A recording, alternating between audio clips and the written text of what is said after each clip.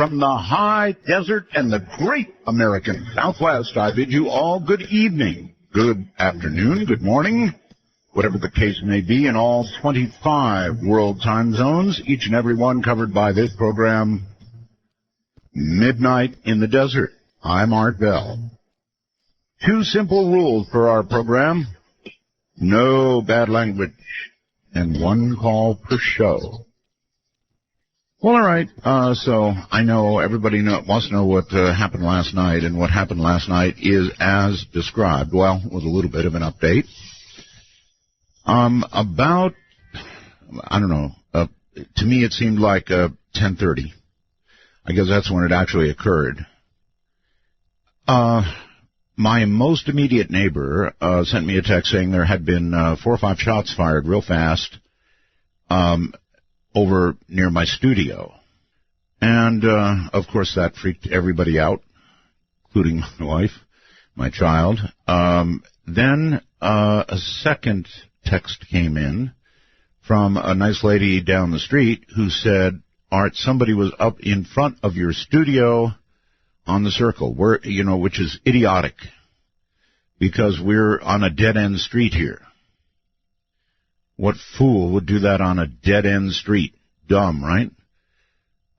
So I finally got to talk to her at about 2 or so in the morning.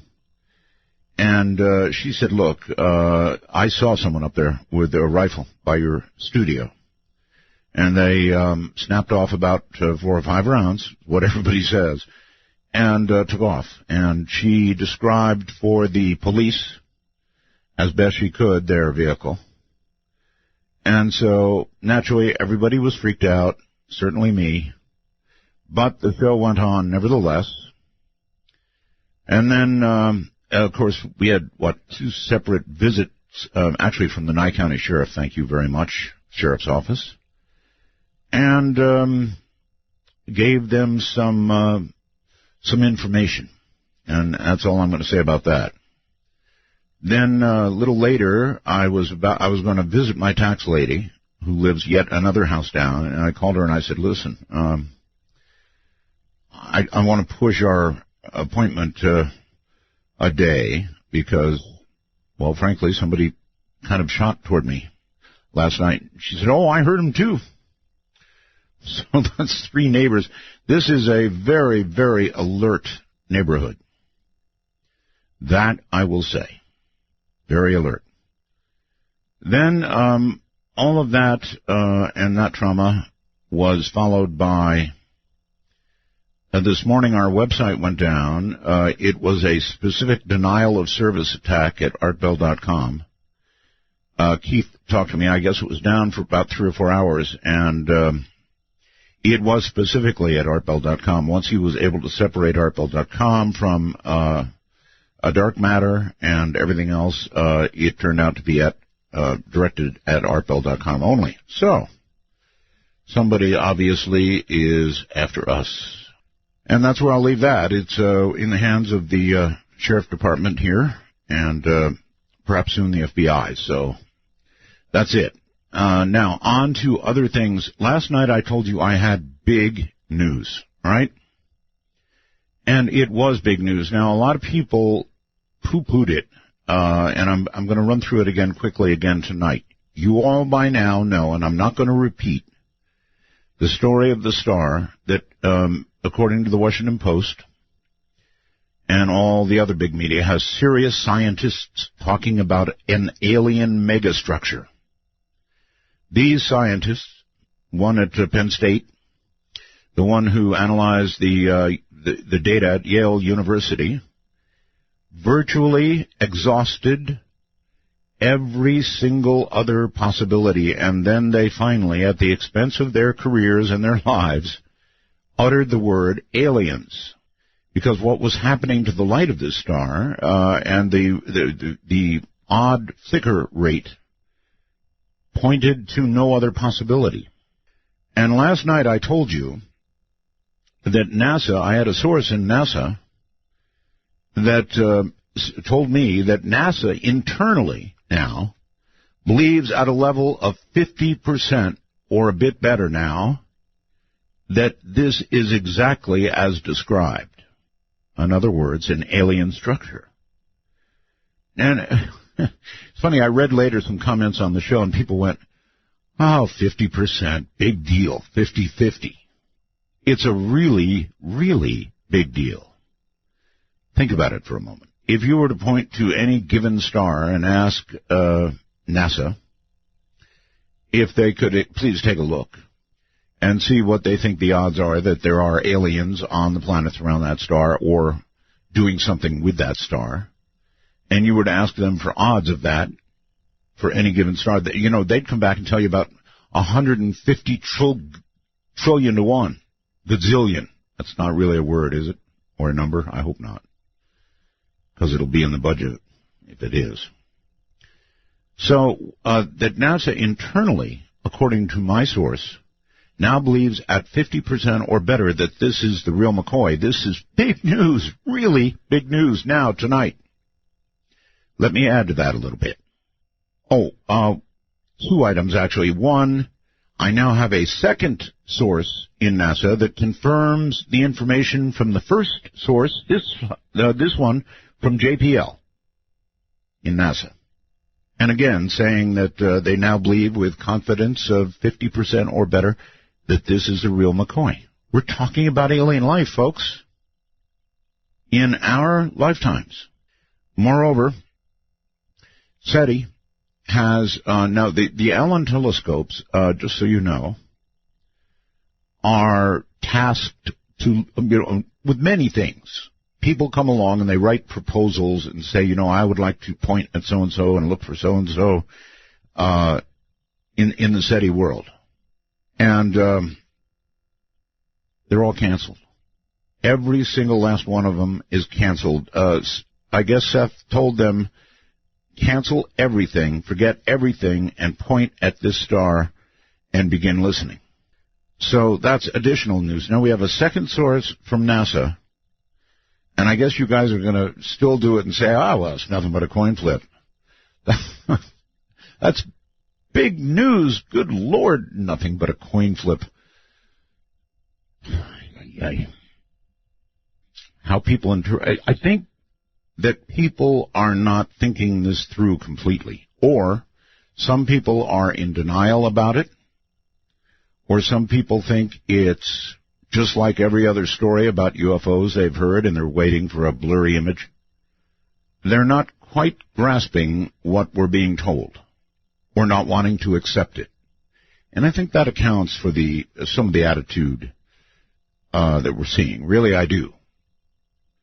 So, anyway, that's the latest that I have, and I think it's really something. Coming up in a moment, we're going to turn our attention toward nanotechnology. Joining us from Germany is Douglas Mulhall. It's been a long, long time since I've interviewed him. Douglas has a best-selling book called Our Molecular Future, which was one of the first to describe how nanotechnology, robotics, genetics, and artificial intelligence are leading to, get this, folks, the technological singularity. The book is still in print 14 years later, was selected for the New Scientist magazine must-read list, featured on the Discovery Channel's Modern Marvels, translated into Chinese, Japanese, and Korean. Douglas Mulhall's subsequent work on nanomedicine is featured in the network television documentary Dangerous Calcium. Dangerous Calcium. His work on topics like nanoecology appear in publications including the Decker Encyclopedia of Nanoscience and Nanotechnology, the Springer Encyclopedia of Sustainability, Science, and Technology. He is a contributor to the award-winning Cradle-to-Cradle Design Protocol, used for designing thousands of products, and is co-author of Materials Passports. That was launched in Europe this year in a 10 million EU initiative. The water recycling systems he designed provide safe sanitation for 100,000 survivors of the 2009 Haiti earthquake. Presently, he works on business development with EPEA International in Germany and is a research fellow at Technical University München and guest researcher at the Technical University of Delft in the Netherlands.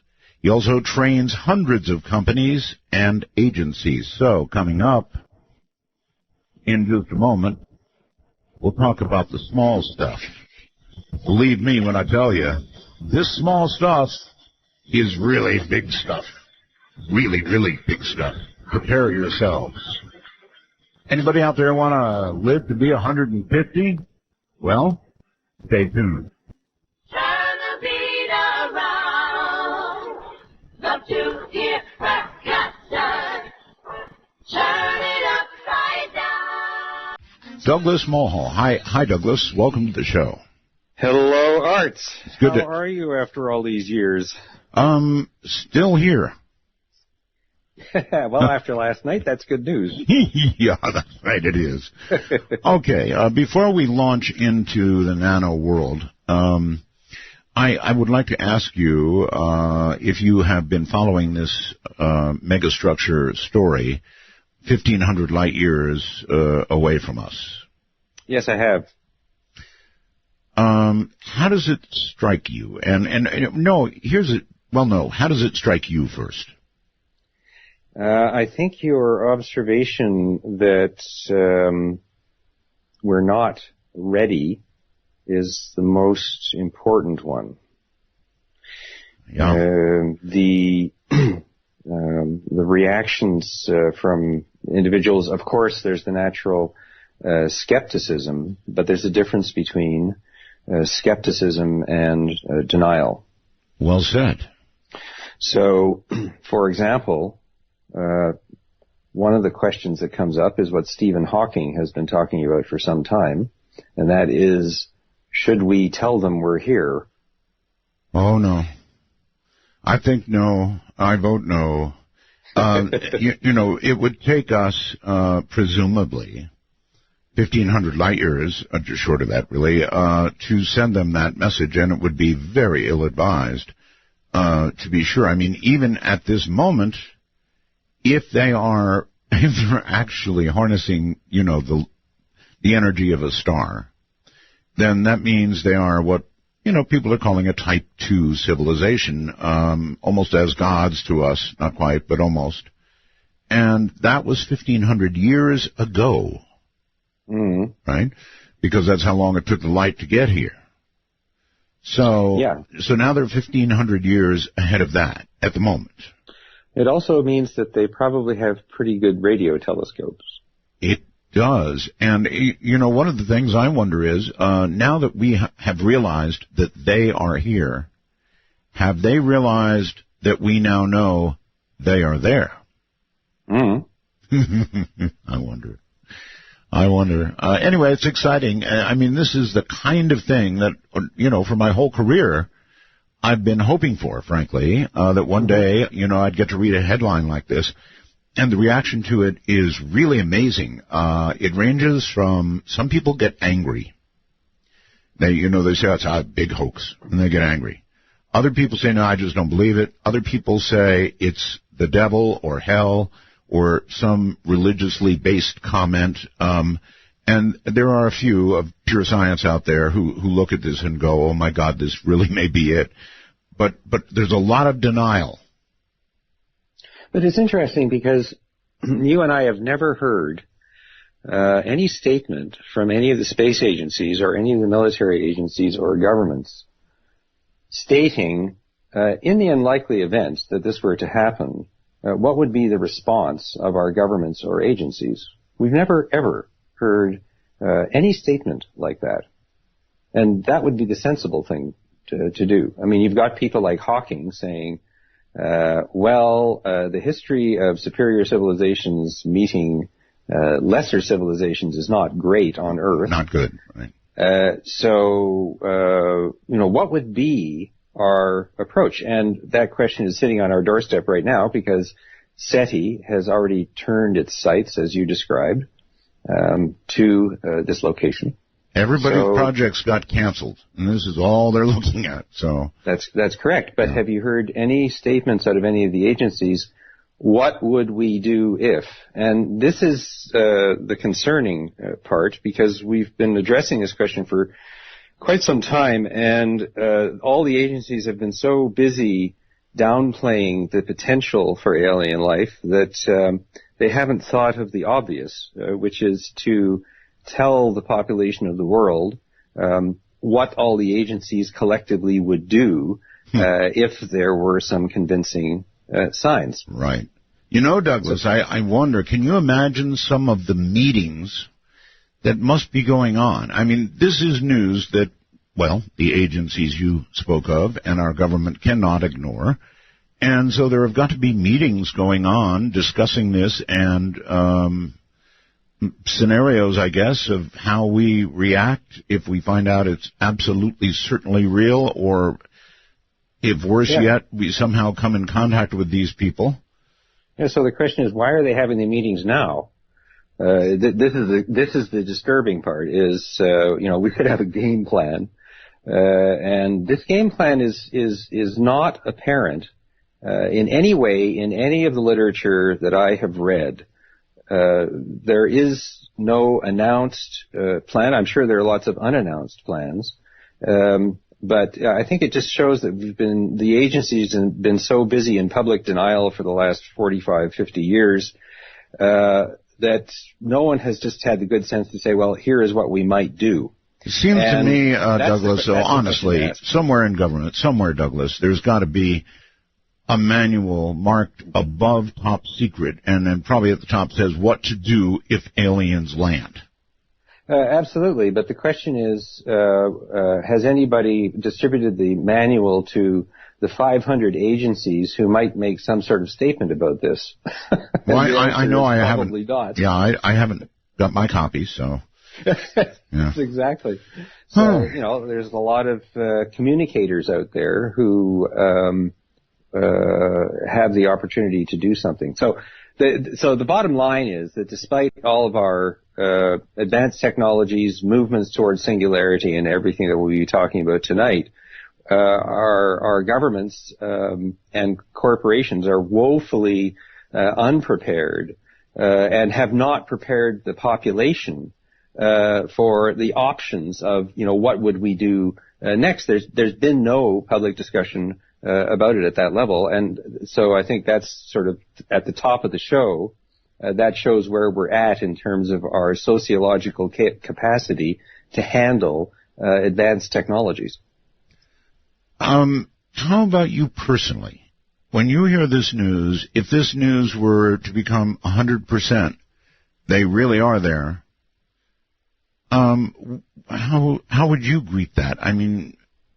Well, when Einstein was asked if you were told that the world was ending in an hour, what would you do? He said, I would spend the first 55 minutes thinking about it and then 5 minutes doing something about it. Yeah. I thought that was a good response. Well, for him, yes, indeed. Yeah, and I think that we need to, that's the first thing we need to do. We need to analyze at what level it is, and if it is at the level that is indicated, then clearly they're way ahead of us. And then I think we need to start asking the Stephen Hawking questions. So that's what I would do. In terms of am I surprised? No, I'm not surprised.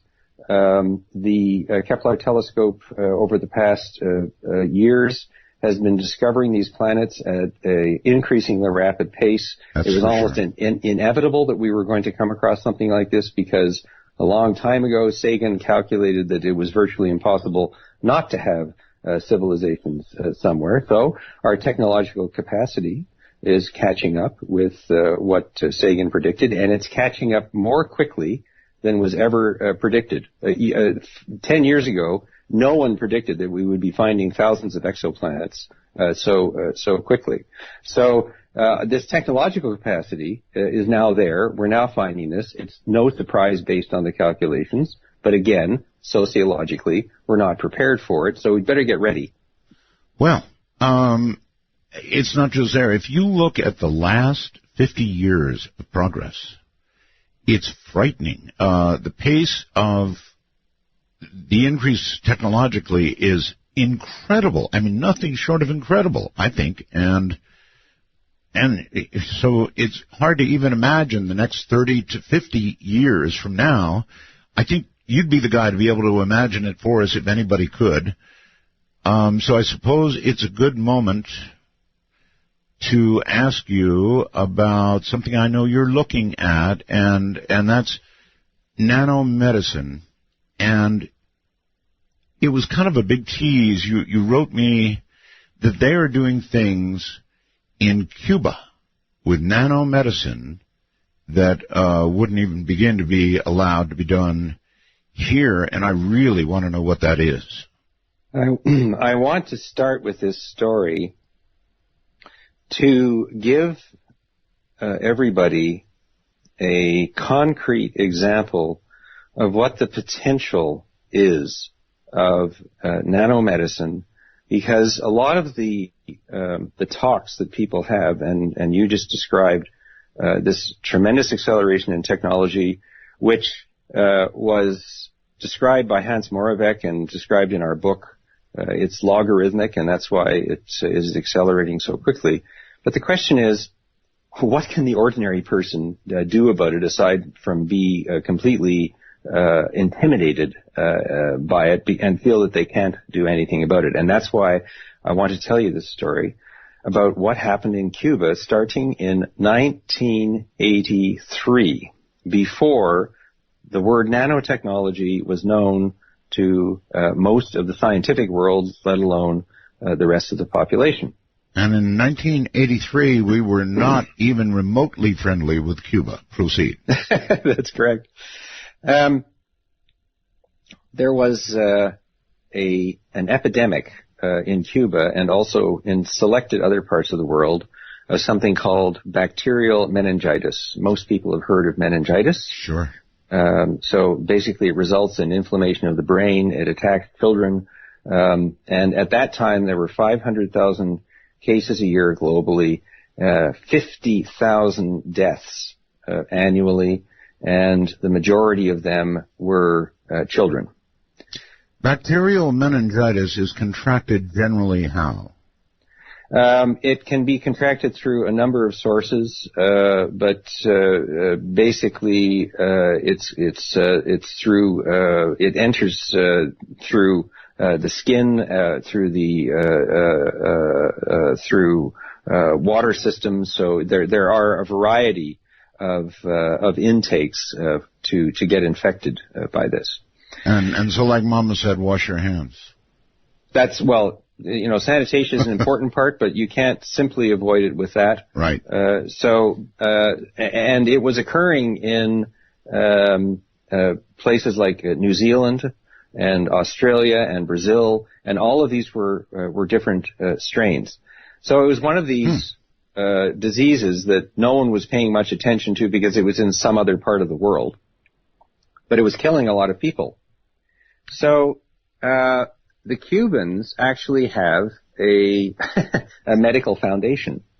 And the medical foundation started a research project into a vaccine. This research focused on a particular capacity of cells that had been discovered in 1967 in Italy and the United States. And the capacity of these cells is to release nano-sized particles, nanoparticles, and they're known as by many names, and that was part of the problem. It remains the problem today. There's a lot of confusion about the terminology. It can be everything from membrane vesicles to exosomes to endosomes. Okay, so you're already confusing me a little. So they had a particular strain in Cuba, right? That's correct. Okay, so but all strains release the cells. In other words, the bacterial cells release these nanoparticles. Okay. And the right. nanoparticles. Hold it right there. We're at this break at the bottom of the hour, so hold tight. Okay. And we will be right back. My guest is Douglas Mulhall. And we're just about to hear, I think, about what Cuba did about the strain of particular strain they had, and only they did it, apparently. Bacterial meningitis, bad stuff, definitely can kill you, and as he pointed out, it goes to the brain, up fine to the brain. The heart of the city street beating, right from the neons turn dark, oh, thinking nothing's wrong. Who's gonna drive you home tonight? Feel free to snip our packets. Then, with a smile on your face, please call the show at 1-952-225-5278. That's 1-952-CALL-ART. Feel free. My guest is Douglas Mulhall. He's coming to us from Germany. And by the way, where in Germany are you, Douglas? Well, I'm just about 25 kilometers south of Munich, and I am surrounded by farmhouses that have solar panels on their roofs because, as everybody probably knows, Germany has the largest proportion of solar-generated energy of any country in the world, and it is driven by nanotechnology. But we'll get to that in a moment. But suffice to say that you might remember everyone predicted that we wouldn't reach grid parity prices for solar energy until at least 2018. Right. And lo and behold, they reached it in Germany in 2014, which was 50% ahead of time, with the result that now 30% of all the electricity in Germany is generated from solar and wind sources, which is far greater than anyone had predicted. And a lot of that is due to technological advances in nanotechnology, which have allowed the improvements in the efficiency of solar cells. That's astounding. 30% of the total energy? Yeah, and it's important because when we talked earlier about skeptics about technology, all the skeptics were saying, never possible, going to be too expensive, yada, yada, yada. And here we are, it's happening ahead of time. It's realistic to the extent where some people are complaining that Germany is exporting too much of its renewable energy across the borders and competing against fossil fuel energy in surrounding countries. Can you imagine? I'm afraid I can, actually. All right, let's go back to Cuba now. Meningitis. Where you started to lose me was meningitis, I guess, when it infects you, has these nanoparticles that you were describing. Is that right? Yeah, that's correct. And to be clear, this was the big discovery of those years.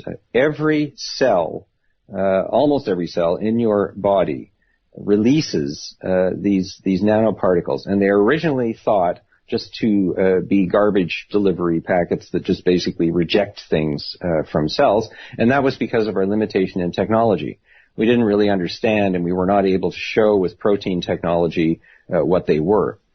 Today, we now know that they are specifically programmed in health and in sickness to do hundreds of different things that larger cells are too big to do themselves. All right, I want to be clear. Is this something, or could you consider this part of our immune system in some way? It is definitely it is an integral and fundamental part of both the human immune system and diseases that occur in humans. So it plays both sides of the game. So it can either make us sick or make us well? Depending on how it's programmed by cells. That's correct. So basically cells use it as both a defensive mechanism and an offensive mechanism. Okay. Now, obviously Cuba must have done something in the nanotechnological medical world to get you excited. What did they do? Well, imagine this happened in 1983. We're talking a period before most people even had heard about nanotechnology. Right. And what they were able to do, just quite straight stated, is they were able to isolate, extract, and concentrate these nanoparticles and re-inject them into the patients to create an immune response that made them immune to the bacteria. It sounds simple, but it's not, of course, because the trick of isolating exactly those particular types of nanoparticles is a real trick. You said, Douglas, made them immune. Now, are you representing that they came up with some sort of a shot that they gave everybody for immunity? That's correct. It was a vaccine. Really? A vaccine? Yep. So they did it. A vaccine. Wow. They vaccinated them.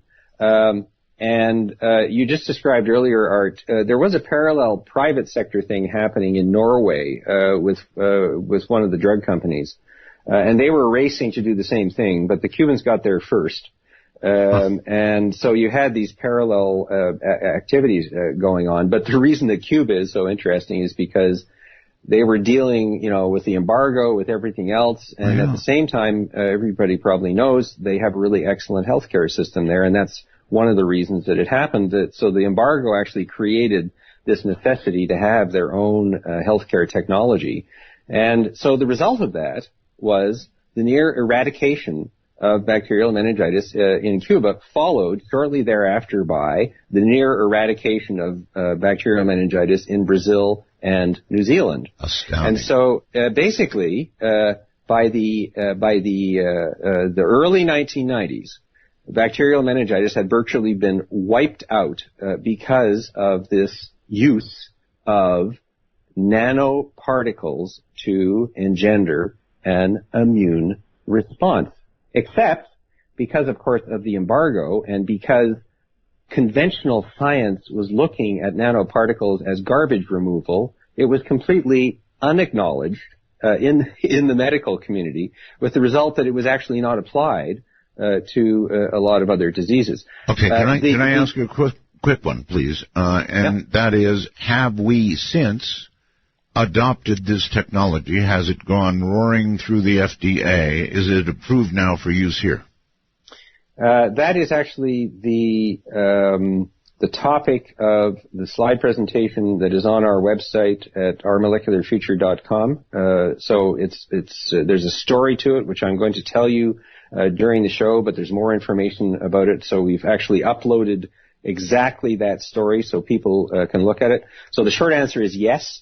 However, there was an extremely long story between then and now to get there, and I was directly involved in it.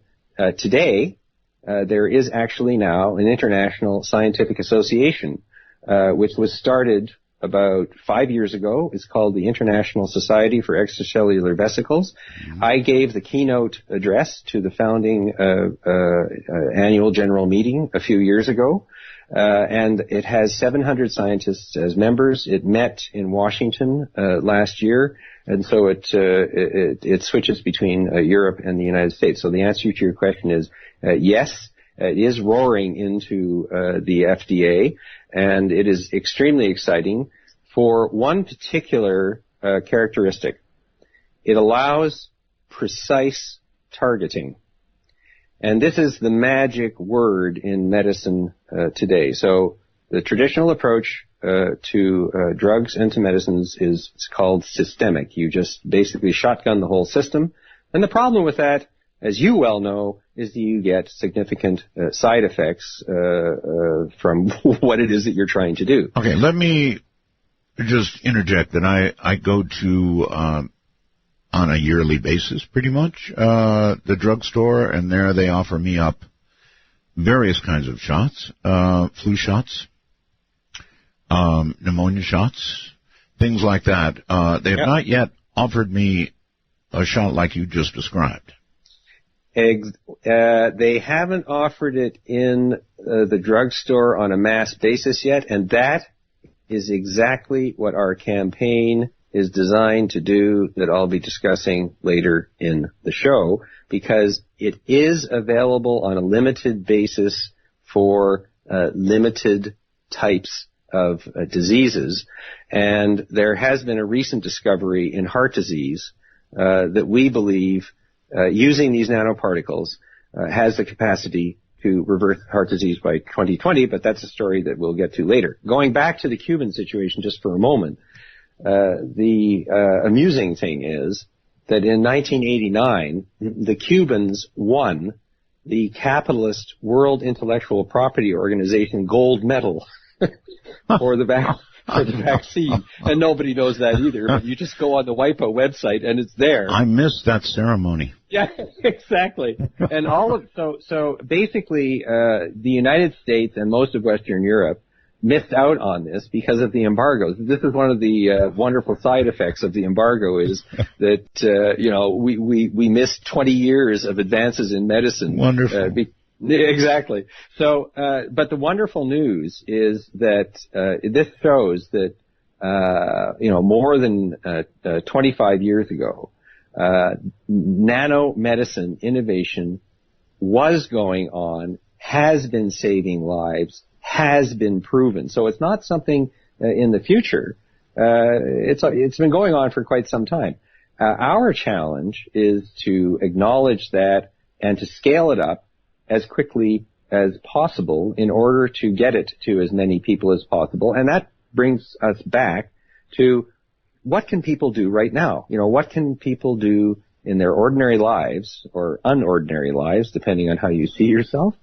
What can each of us do to benefit from nanotechnology? And from the last 20 years that I've been looking at this, the conclusion that I came to was that this is it, that nanomedicine is at the point where we now have the proven capacity to go from shotgun solutions that are at best only marginally effective and have terrible side effects in things like cancer, heart disease, etc. Really terrible, yeah.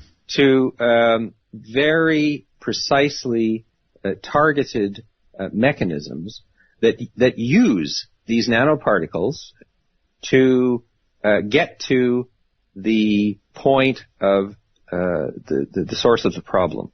Now, the nanoparticles don't do that on their own. They need a lot of mechanisms that are connected to them, and fortunately, we have those mechanisms today. And some of those mechanisms include, for example, antibodies. That the purpose of an antibody, the body manufactures antibodies to recognize a particular pathogen in the body and then create an immune response. Right. Bring white cells, fight. Yeah, they actually cause the white cells to come to a particular spot and start attacking it, and also develop the capacity to actually get into the pathogen. So you need something to actually recognize. So number one, the nanoparticle can be loaded with a particular drug that can go to the point of the problem. But number two, you need these antibodies in order to do the targeting. And antibodies are not the only thing, but they are now there are about 50 antibodies that have been through or are in the process of going through regulatory approval at the European Medical Agency and in Europe and in the United States. So, all right, so we have speeded up the process by which some of this stuff can get through? Yes. When I say we, I mean the U.S. FDA. Yes, there's an accelerated process now. The FDA has actually responded to years and years of complaints that things are too slow. And there are about 50% of the new drug applications now are going through accelerated processes, especially for individuals who are seriously ill. Right. And so these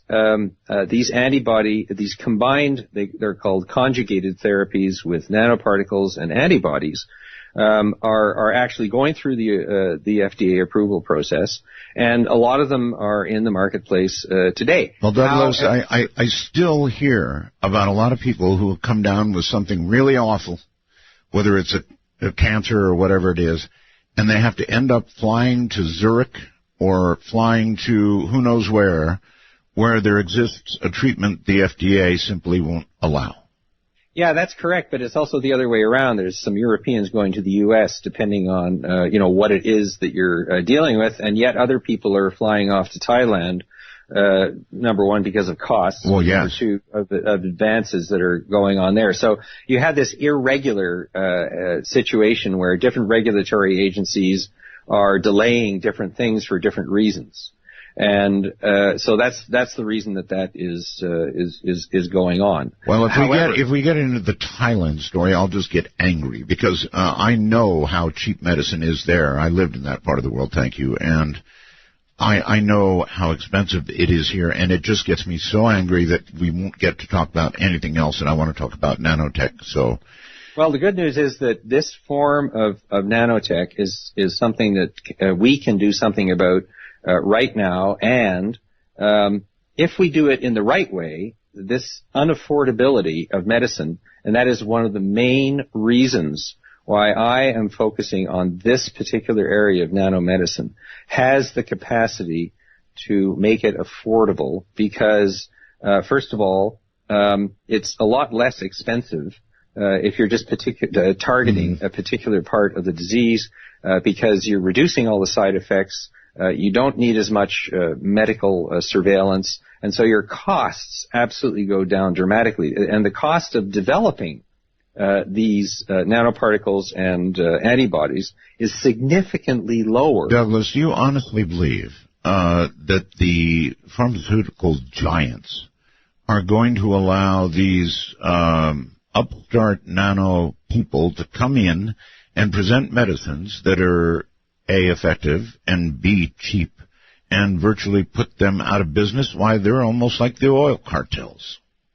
That's definitely a challenge, and that is why we've started this Nanomedicine for All initiative, because the happy news about what you've said, and what you've said is, absolutely true. There's what we call inertia, institutional resistance. On the other hand, the good news is there are biotech companies, there are startup medical device delivery companies that are distinct from the pharmaceuticals companies that have another agenda because they are not burdened by their existing drug line that would lose out to these competing drugs. So you actually now have the beginnings of competition within the industry. That's number one. And number two, globally, you have different regimes where it is easier to do things. For example, in India, they're not putting up with this patent regime stuff anymore. Oh, I know, I know. Yeah, and so, yes, you're absolutely correct, and it is the number one challenge. On the other hand, there are private sector groups out there in the medical device industry, in the biotech industry, that want to pick this up, that are picking it up, and that are moving forward with it. And then Big Pharma is reluctantly coming on board. And remember that actually there's a lot of, like here, for example, in this tiny little town that I'm living in is the world headquarters of Sandoz and Hexal. And they're one of the world's largest generic drug companies. So their job is to actually provide generic drugs as cheaply as possible to people. Okay, so but in a way, Douglas, I'm sorry, you're kind of in dreamland here, in my opinion, because everything is determined by supply and demand. Example, if something is really in demand, let's say you have a terrible disease. Let's say you've got AIDS, for example, and there becomes a new drug that is really effective in you living with or even, somehow getting rid of AIDS, and then some CEO somewhere raises the price by 5,000%.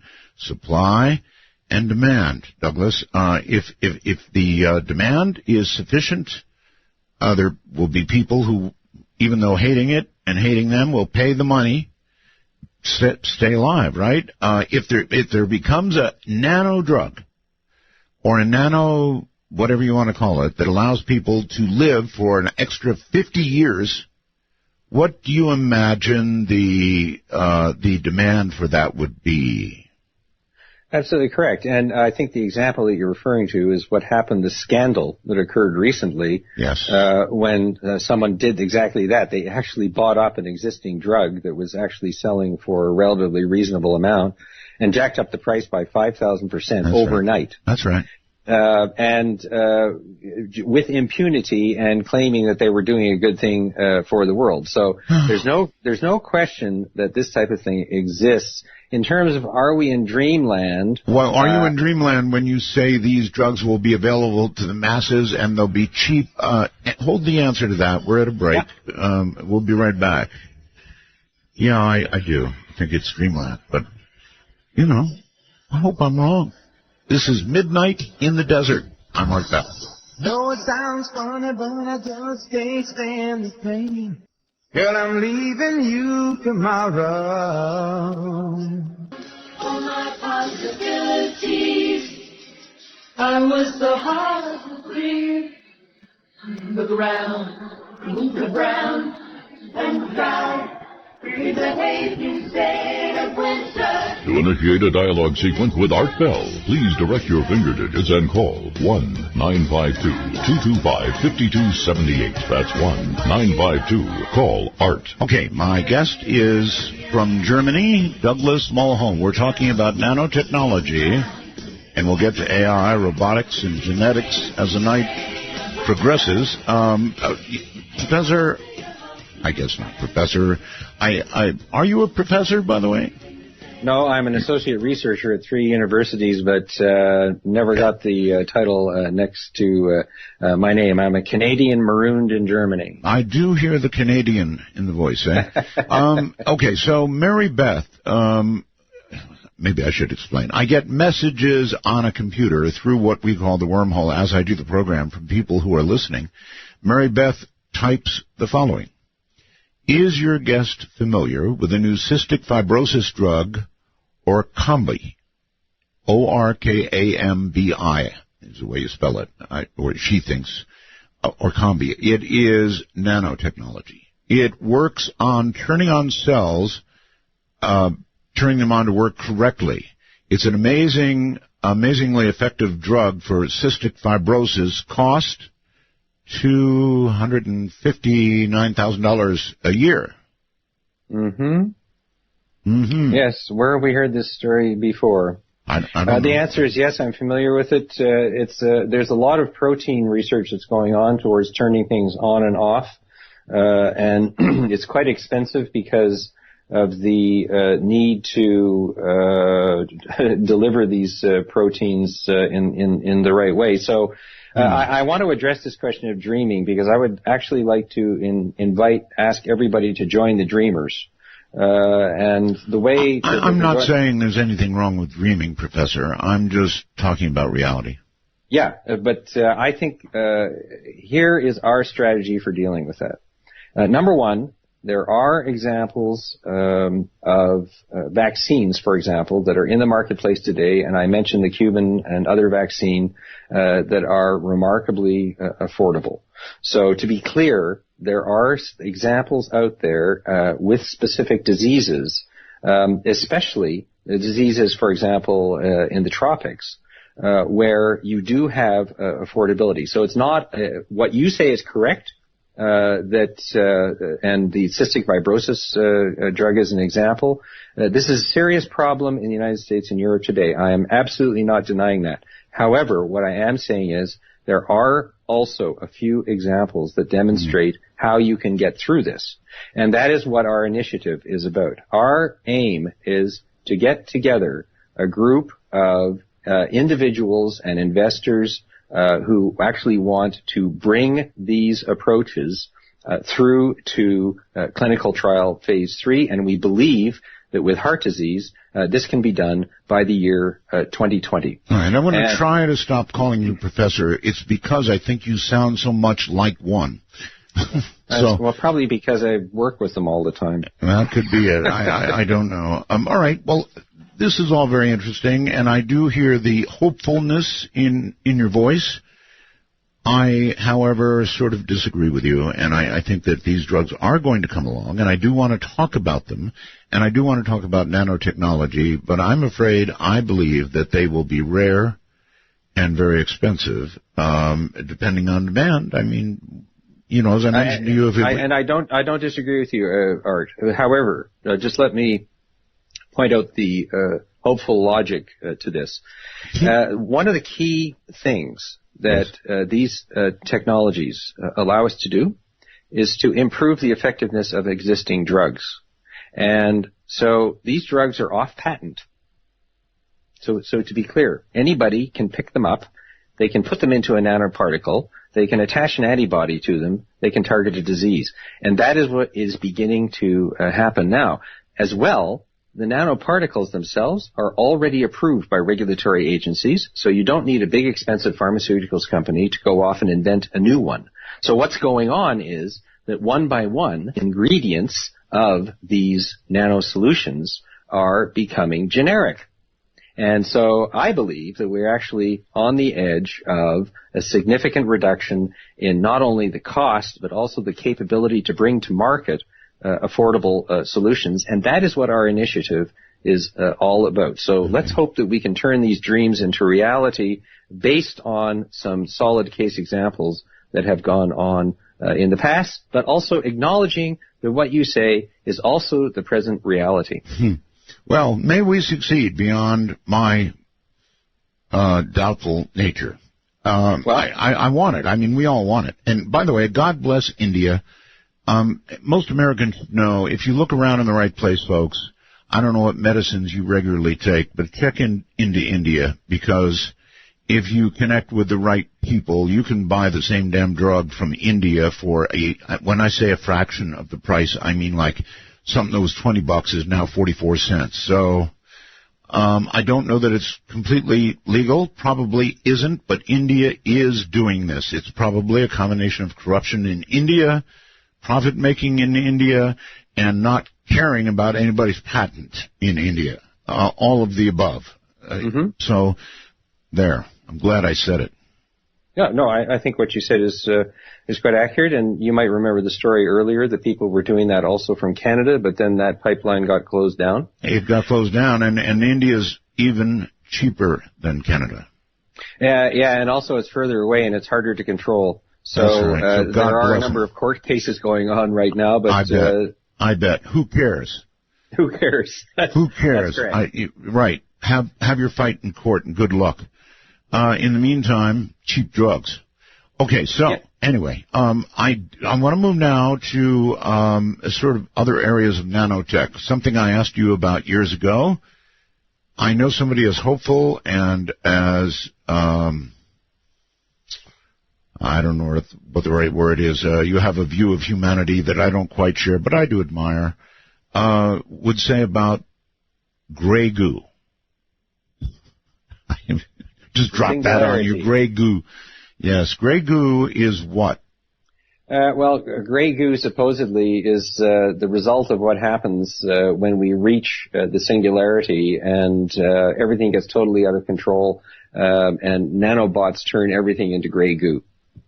So that's where the term gray goo comes from. So there would be essentially a small nanobot, gazillions of them, that would be set loose. They would multiply, and they would virtually eat everything. Yeah, that's the fear. It hasn't come to pass yet. And if you look at the way that the whole biome, the whole biosystem of the planet works, everything is trying to turn everything else into gray goo and has been trying to do so for billions of years. But there are balances that have been established.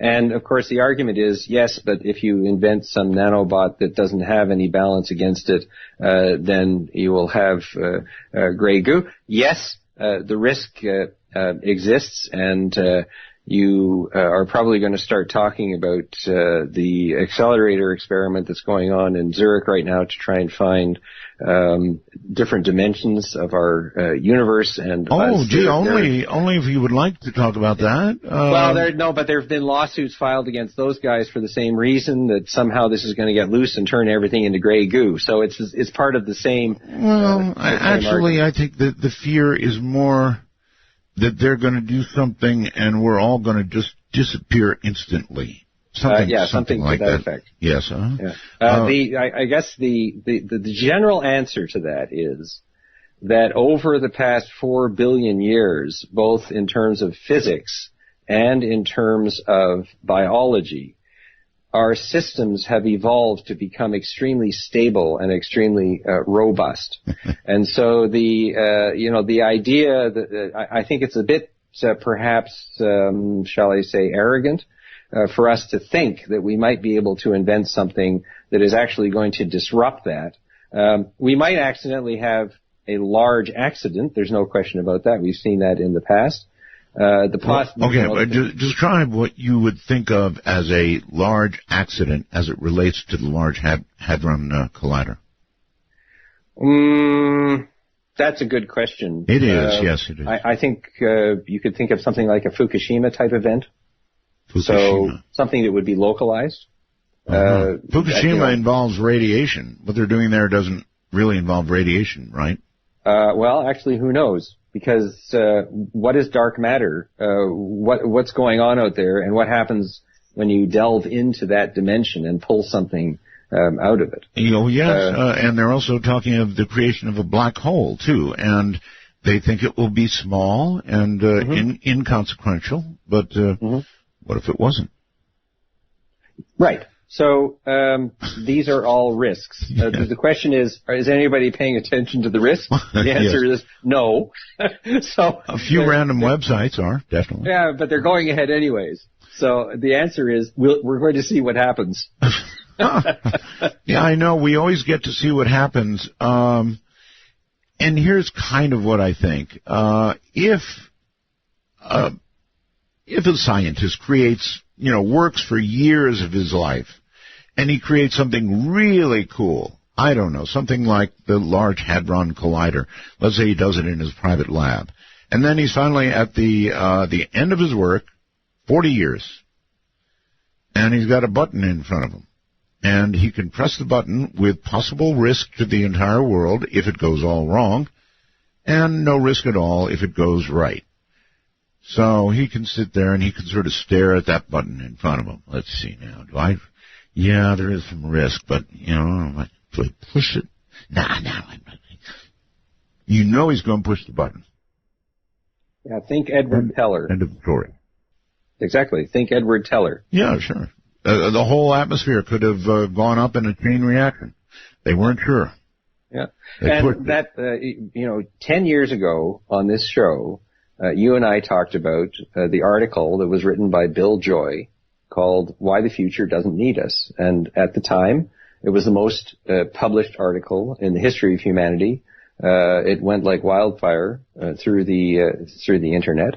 And Bill basically said exactly that. He said there are some technologies we just shouldn't simply go there. But I think that Bill has come to the inevitable conclusion that we're going to go there anyways. So Bill Joy's article still stands out there as an iconic example of where we're going. And in the ensuing 10 years, I have yet to see a better piece than what he wrote. All of the, everyone, Kurzweil, Rothblatt, everyone who, very, very smart people, I haven't seen an evolution beyond that would in any way contradict what Joy said in that article. They're saying that what they're doing, are going to do at CERN, by the way, it's going to the highest power it's ever gone, and this experiment is, I believe, expected perhaps within the week. And this experiment may cause, they said, some magnetic waves from here to leak into another dimension. Now, when you start talking about stuff like this, it does sound like, there could be a conceivable, possible downside. But as I guess we both now agree, we shall plow ahead. Definitely. So that's the issue.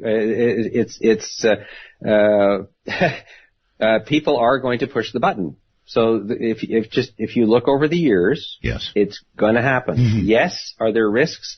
Absolutely. Should we be doing this? No one's really thinking about it. So let's see. Go along for the ride, and see what happens. We'll see what happens. Okay.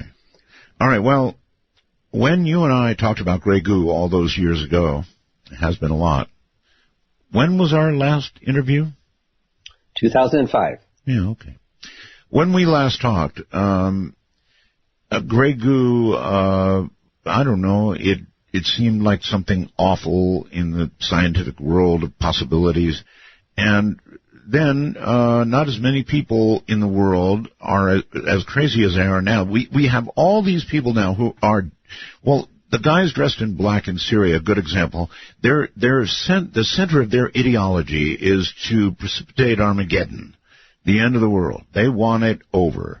And then we have crazies like the guy in Korea, who may well be suicidal. In other words, we haven't always had all of these people. At least the communists in the Soviet Union were sensible people who weren't inclined to commit suicide. Now we have a new group.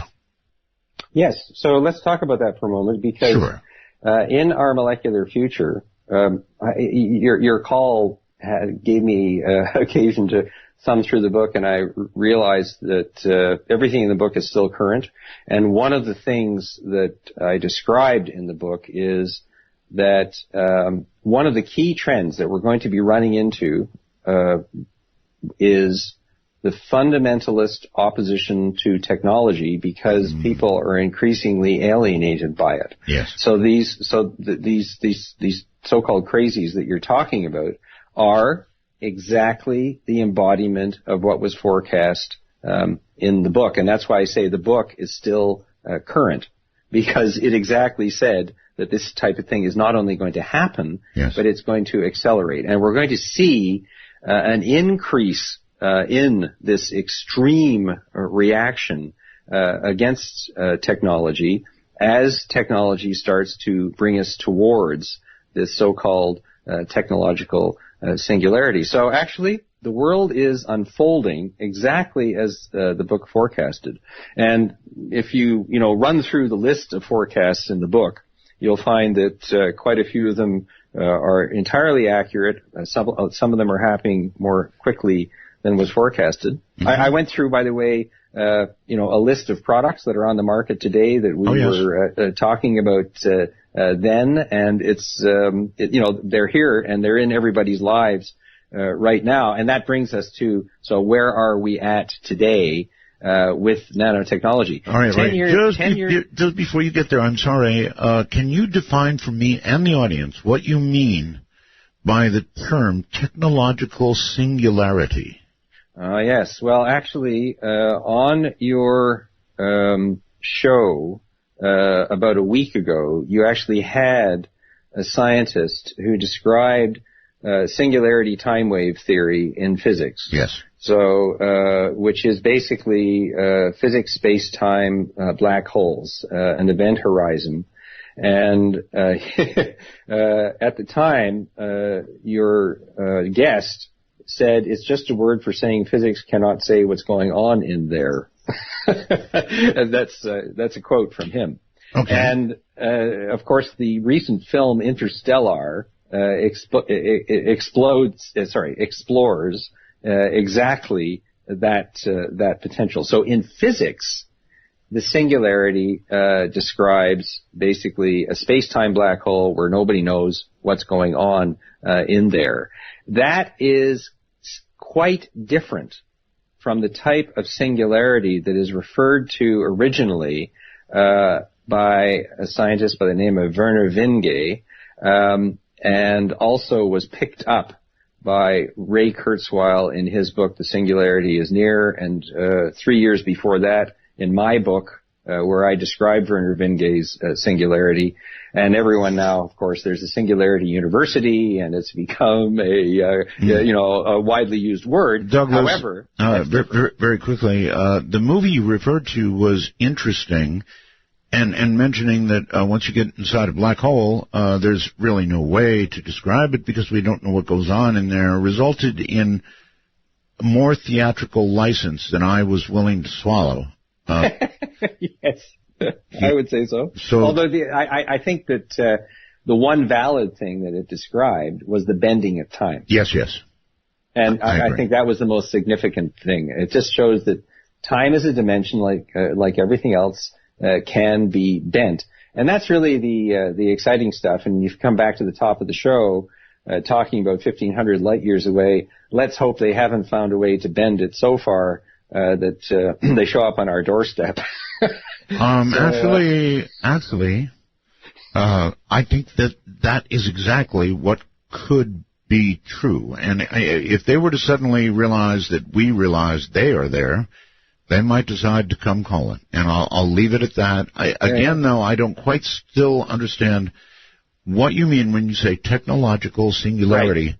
Right. So it is the same thing, but not in physics. It is and if you look at the title of the book, it's actually Our Molecular Future, How Nanotechnology, Robotics, Genetics, and Artificial Intelligence Will Transform Our World. The merger of those technologies and their acceleration to the point where it becomes impossible to predict even the near future is the technological singularity. So, in other words, right now, you can reasonably predict what's going to happen the day after tomorrow in certain areas, in a lot of areas in the world. You know, you will probably be able to walk to work, etc. The singularity occurs when actually it becomes impossible to predict what's going to happen next week. And that's because technology is moving so quickly that it is just dramatically transforming everything. Well, we really are then almost, we're almost there then, because I can't predict what's going to happen next week, technologically. That's a very good point. And a lot of technologists, and again referring back to the book, are saying it has started. For example, Martine Rothblatt has clearly, in her books about this, said that actually we are already beginning to enter the singularity. She's published a book called Virtually Human. And by the way, Rothblatt is also the highest paid woman in North America and is the chairman of United Therapeutics, which developed an affordable pharmaceutical for pulmonary arterial hypertension, which saved the life of her daughter. Wow. So that kind of ties everything together. But anyways, Rothblatt is probably my favorite person on the whole planet. And she's written this book called Virtually Human that basically says the singularity is beginning now with us beginning to merge with the Internet intelligence. And so we're on our way. So you're correct. We have entered this era, and it's going to go on probably for the next, 25 or 40 years. Let us talk about where you think it's going to go. Now, I mentioned living to 150 years of age a little while ago, and you said, well, maybe. So where are we with that? Well, where we are and where we're going are two different questions. So we could start with where we are, and then I'll get into where we're going and the potential contradictions. I'm good with that. Just talk about wearables. So the new thing, you walk in any sports store, you're looking at wearables. You're looking at things that can tell your pulse, et cetera, et cetera. It's horrible for recycling your clothes, but it's really great for sports people.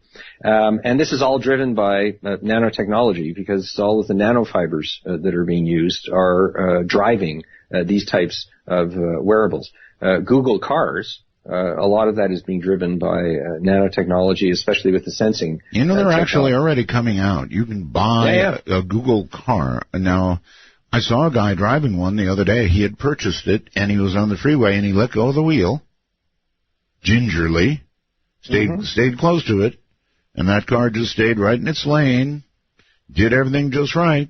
So the Google car seems to work. Yeah, and the reason it works is because of they finally put together cars with global navigation systems, and that's exactly what we described in Our Molecular Future. We said in order to have self-directed navigation, you need to have the Internet-based global navigation systems, because that was the thing that was missing. So we exactly said that, and Google put it all together, and that's why you have the cars. It's not just the cars. It was the navigation system that was actually the obstacle. And you might recall, for those of you who remember the Cold War, that we couldn't even do that earlier because it was all military secrets.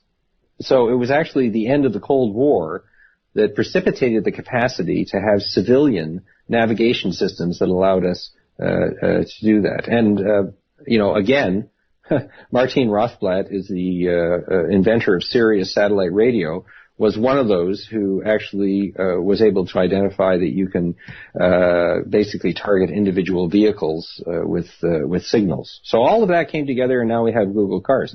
Tesla. So everybody knows Tesla now. They're selling Tesla right down the street from me. There's actually a guy down the street who's I can almost look at him right now, who's got a Tesla in his driveway. And the battery systems in Tesla are driven by nanotechnology. So you live in a nice neighborhood. Well, it's kind of like, one of these neighborhoods that's halfway between the farm and the city. But in Germany, the strength of Germany is that in these small communities, you have very, very sophisticated industries. So they're called the Mittelstand. Mm-hmm. And they are the strength of Germany. That's why Germany is the only country that has a trade surplus with China. Yeah, that was an economic comment. That's one of the reasons I'm here. Yes. Because these guys are serious business. So this tiny little place where I am has, as I said, the world headquarters of Sandoz and Hexal, and they also have people who have Teslas in their driveway. But I also have a farmer who spreads manure on his field. So you have this sort of contradiction of technologies.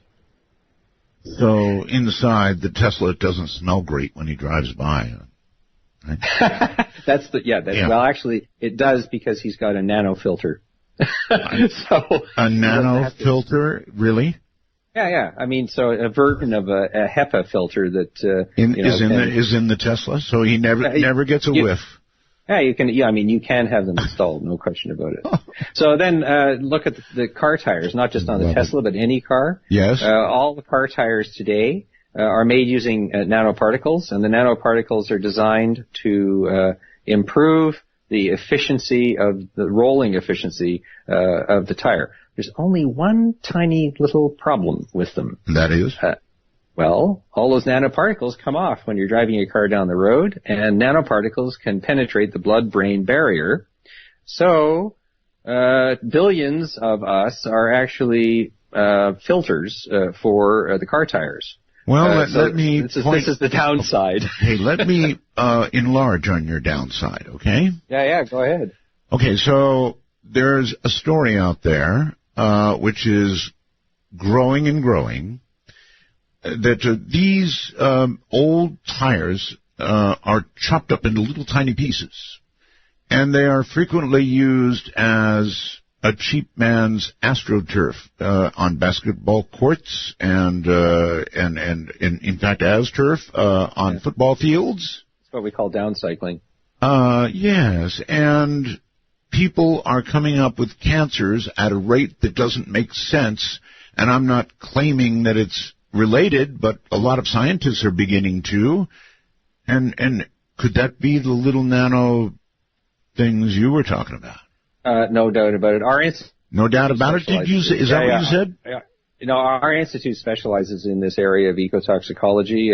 You mentioned it earlier. It's EPEA, which is a joke on the EPA, because it's called the Environmental Protection Encouragement Agency. But it's no joke because we found that companies respond very well to the message. Unfortunately, the tire industry hasn't quite figured that one out yet because they're focusing on eco-efficiency instead of eco-effectiveness. It is actually possible to design a tire that has a biologically compatible exterior that wears off, but the industry, due to pressure from environmentalists, has focused on eco-efficiency, unfortunately. Right. Douglas, you've got to hold it there. We've got a break.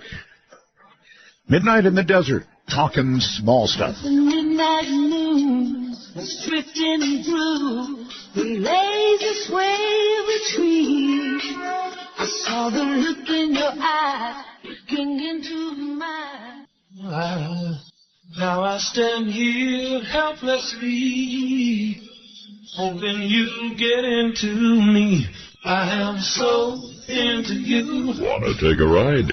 Your conductor, Art Bell, will punch your ticket when you call 1-952-CALL-ART. That's 1-952-225-5278. That's it, all right. Douglas Mulhall is my guest, all the way from Germany. We're talking about nanotechnology. And to move this along a little bit, I'm curious, Douglas. You write about the possibility of smart dust. Now, that's something my wife would like to be involved with, if possible, because all our dust is dumb and just lays around on the table. So, what's smart dust? Oh, yes, smart dust. We talked about this 10 years ago as well. I want to come back to your sponsor in a minute, but I'm going to talk about smart dust right now because your sponsor actually is involved in natural nanotech. So, smart dust is basically drones on steroids. Drones on steroids? In the book, you remember we talked about this again. All the drone stuff that's going on today was forecasted in the book. You can see it there. We've got photographs of one of the first Predator aircraft. This was back in 2002, remember? So, you can read the book and see that. I have a drone. Be careful here. Yeah, absolutely. And they're great things. Let's hope they don't ban them. And they're working on it. Yeah. First they register, then they take them. Yeah, so the Defense Advanced Research Projects Agency, which you know well as DARPA, most of your listeners have heard of it. Oh, yes. For years they've been working on smart dust, and it does exist. It's basically, as I said, drones on steroids because it has the camera and the levitation gear. It's conventional stuff, but just miniaturized. That allows it to effectively float on air because it just has minimal propulsion requirements because it's so light. So that's basically smart dust, and you can see from the saturation that has occurred in the past 10 years of drones around the world and some of the beneficial and nasty uses of them. This is, years ago when we were talking about smart dust, everyone was going, gee whiz, and today it's like, no, I'm still gee whiz. What is smart dust? I mean, it's a drone that is so small that it's light enough to flow in the wind. And it's already been demonstrated. It has proof of concept. The stuff is flying around, and it's been heavily invested in by the military. People, think about this: drones so small that you cannot see them, perhaps under a microscope. I don't know. Could you see them under a microscope? Well, how small they can get is still open to speculation, I see. But definitely so small that you wouldn't be able to distinguish them from a speck of dust. All right. That's why they're called smart dust. Douglas, what is the application of smart dust? A lot of it is sensing. It's a very inexpensive form of mass sensing. So just for example, if you wanted to test to get sampling from an ecosystem across the forest, you might go in and spread around, hundreds of thousands of pieces of smart dust. It's simply, and those, in that case, that's simply sensors that are designed to give you a particular feedback on a particular environmental phenomenon. So smart dust can vary depending on the application, but that's the environmental sensing is one of the key things for that. The other one, of course, obviously, is surveillance. So, because these are virtually undetectable. So, from surveillance to environmental sensing, from military to civilian to scientific, there are all kinds of applications, and a lot of those are being used today. I guess I still don't get it. Smart dust would provide environmental information in what way, for example?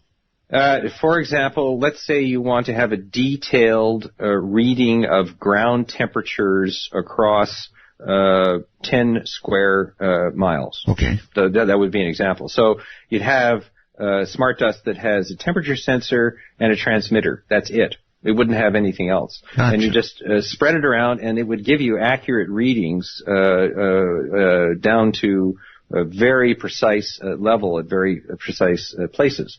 You could also use it, for example, for sensing toxic chemical contamination or, for example, radiation hotspots. So any of those types of things you can customize the sensor to for detection. So those are concrete examples of how it can be used. I get it.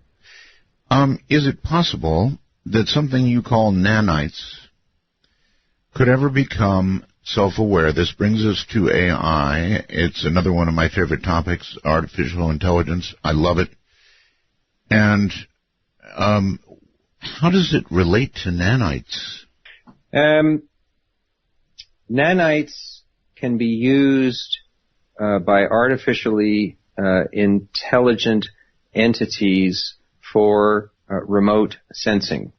So so they can be used as a projection of artificial I'm sorry. So we've already got to have an AI entity of some sort which would use these nanites you're talking about. Yeah, let's define AI so that the listeners are clear on it. So there's for example, the stock market is being run by artificially intelligent algorithms today, and that's why you see a lot of the volatility in the markets today. So virtually, I think something like 85% now of the U.S. stock markets are run by algorithms. They're not run by people, and these are not the true AI because they're not self-aware.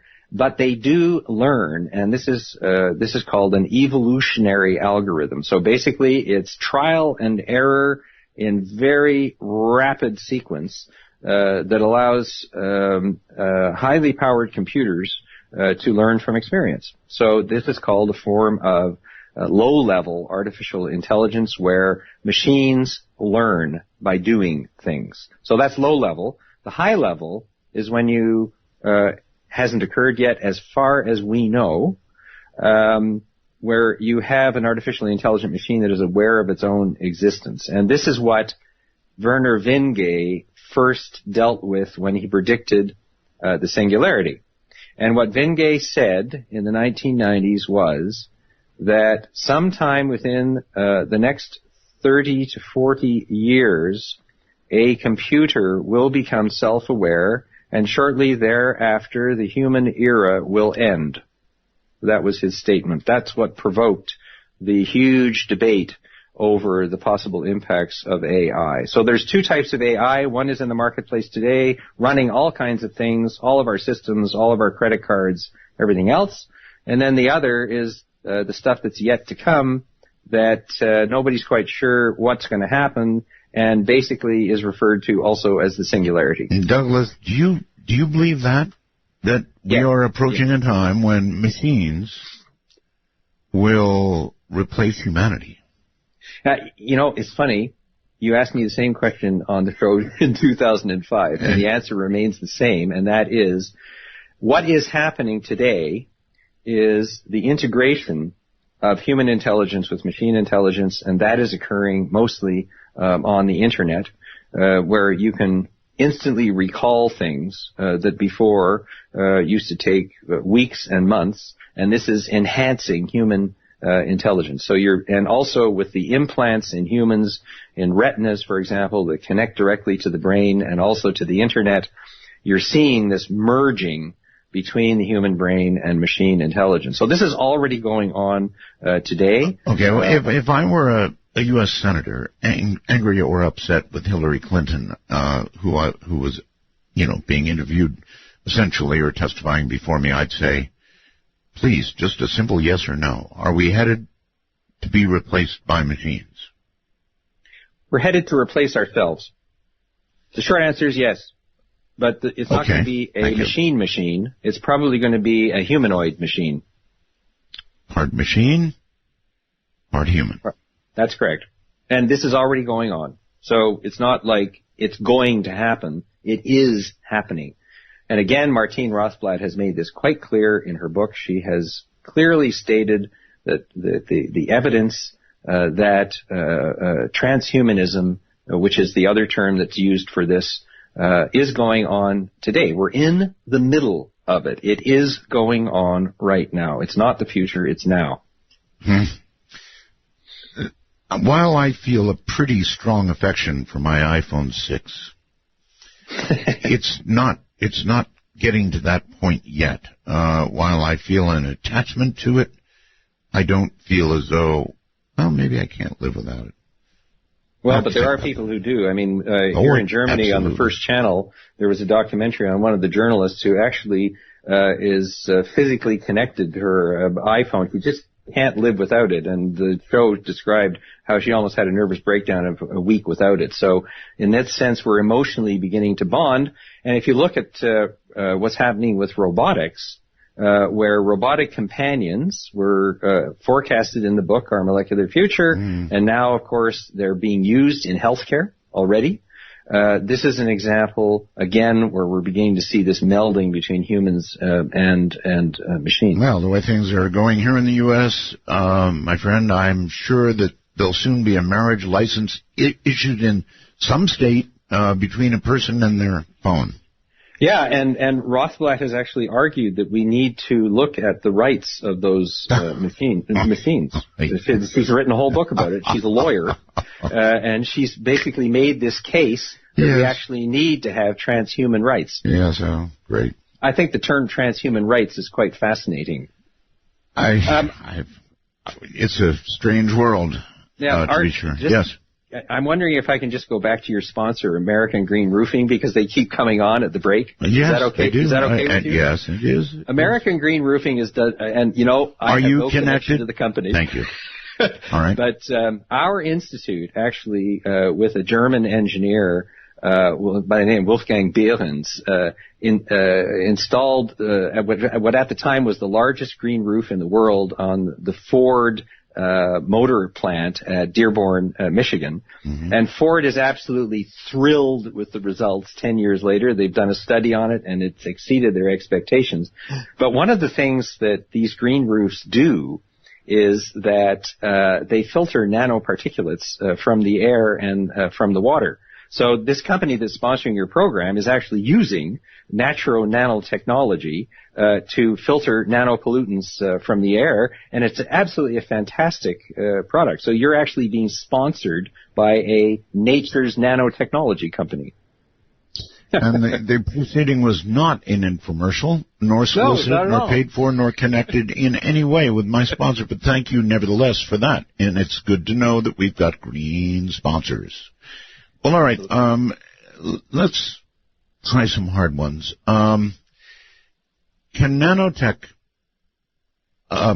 is it possible or even likely that nanotech will cause, at some point, irreversible damage to the world? Yes, and it has. And the example of the car tires that we just talked about earlier, and downcycling to put this stuff on tennis courts, and then people inhaling the off-gassing of the nanoparticulates is crazy what's going on. Basically we've become a large experiment for nanoparticulates in products without really knowing what they're going to do. So the irreversibility, some people would definitely call it damage, but the irreversibility of the impacts is definitely there already. You are such an optimistic fellow, you know it? You well, really actually, are. most people call me a pessimist, but in terms of the damage, it is definitely significant. There's no question about it. You're looking, just for example, if you look at the impacts of pharmaceuticals on the environment, there's hundreds of studies now that have shown this. And guess what?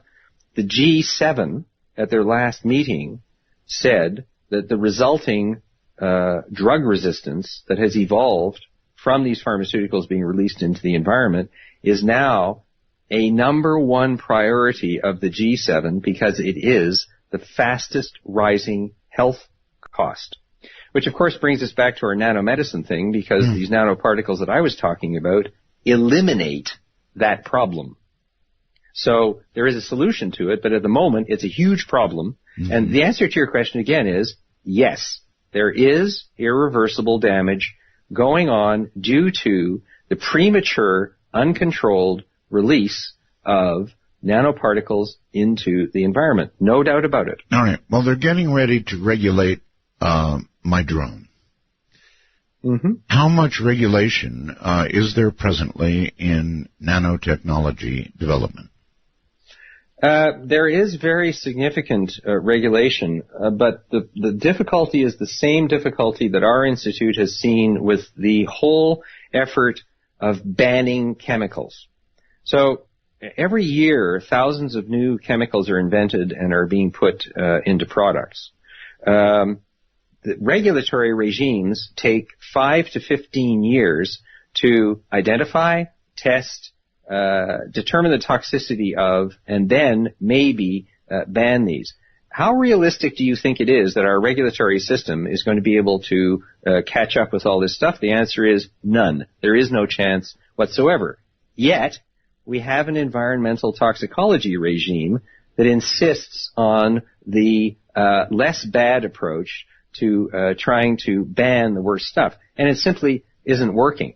So what our institute did was we turned it on its head and we said, look, instead of trying to sift through the 100,000 chemicals that are out there in the marketplace right now in products and trying to figure out which ones are really bad, why don't we actually develop a positive list of chemicals that we know are actually beneficial for the environment and highly functional and can perform the functions that are required. And in fact, that is going on right now. For example, there's a product that's in use in Europe. It's called Climatex. It's 100% biodegradable, and our institute developed a list. We didn't develop the chemicals. We took them from a chemicals company. We developed a list of 30 chemicals that can be used safely for biodegradability of the product. And lo and behold, the company actually saved itself from bankruptcy because they were being told by the Swiss government that they had to put in a huge water recycling facility in order to get rid of all the toxins that were in their wastewater. When they replaced the chemicals in their textile, the authorities thought that their machines were broken when they came to test the wastewater because it was cleaner than the water that was going into the plant. So the moral of the story is there are examples in the marketplace today where if you use a positive list of chemicals, you can have a successful and profitable product and get away from this totally impractical approach of trying to identify and ban all these thousands of chemicals as they're coming out. Mm-hmm. Well, you really are an optimist and a positive kind of guy. I like that. But what's the possibility that something that we think is safe, nanotechnologically speaking, is released upon the world, and one day we all wake up and our right foot is about 12 inches shorter than our left? That's happening all over the place. What happened in Fukushima is a classic example of that. Oh. Who ever dreamed that you would have a tidal wave that would come in and close down all their systems? Well, actually, if anyone had looked at the geological history, they would have seen that actually it did happen 100 years ago in Japan. They knew it was going to happen again, but the technologists simply didn't account for it, and the result was what everybody knows about. So these accidents are going on all around the world, but the chance of them totally annihilating humanity as a species, I would say, are minimal. I would say the chances are better that we're simply seeing a slow degradation of the human health ecosystem, so that you're going to see possibly a significant die-off of the population. In other words, but it's not going to be the end of humanity. Maybe we'll only annihilate, a hemisphere. That'd be a positive way to look at it. Right. Okay, hold on, please, Douglas. We're going to take calls shortly. Falling in love was the last thing I had on my mind. Holding you is a warmth that I thought I could never find. All right, time for the talk. Douglas Mulhall is my guest. If you'd like to join the conversation, we'd love to have you come along. And here's how you do it. The national number, as just recited, is easy, dial 1, and then 952-225-5278, right? But there are other ways. For example, if you're a first-time caller to the show, I offer you up the following. Area code 775-285-5800. That's area code 775-285-5800. There are still more ways. Skype, of course, and we would love to have you join us. If you have an iPhone or an Android, doesn't matter, get Skype. It's free. Put it in your phone. Go to add a contact. Not where you dial. That's what everybody does by mistake. Go to add a contact, the little plus sign, and put in, if you're in North America, MITD51. Midnight in the Desert. MITD51.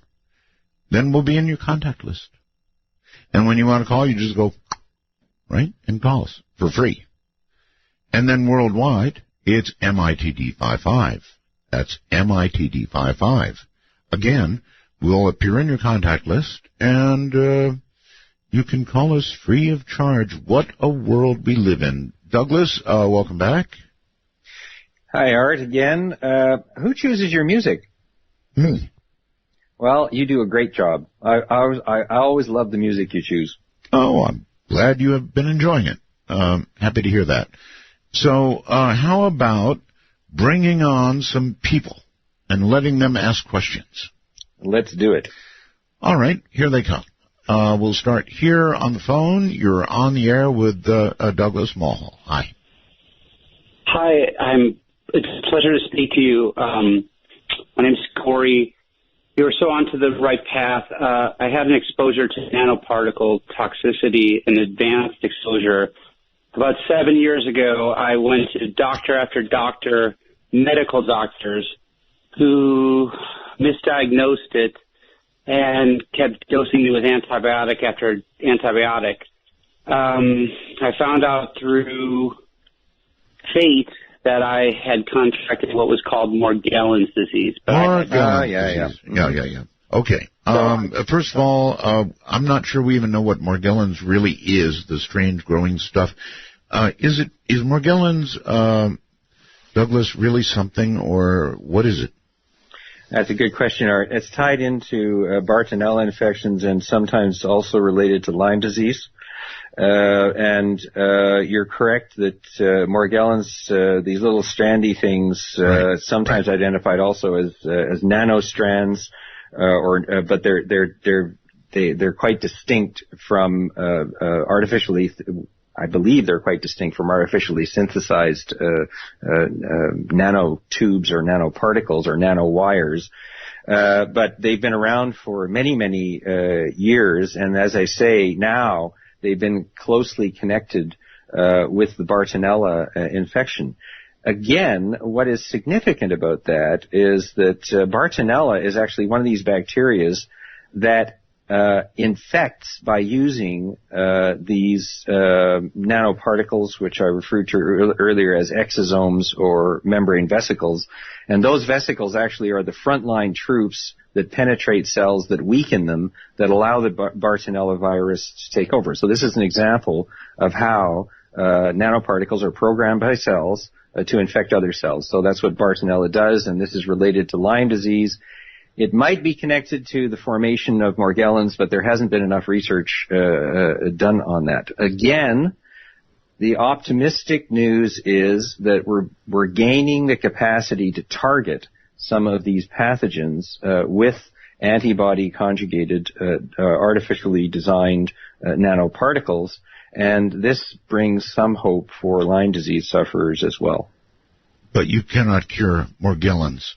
Moreover, don't even really know altogether what it is. They haven't even been targeted yet. So you don't even really... That's the issue. To be fair, you don't know what Morgellons is, and you definitely don't know how to cure it. Correct. All right, that's to the point. Let's go to our first-time caller line. You're on the air. Hello. Hello, it's Mike KXNT. I beg your pardon? Mike KXNT, GE Super Radio. I wanted to ask, is there Wait a minute, caller. Caller? Did you say you're listening to KXNT? Yes. In Las Vegas? Yes, I'm local. Okay. I wasn't aware that we were yet on KXNT. But 790, yeah? No. KXNT is 840. Oh, my goodness. Yeah.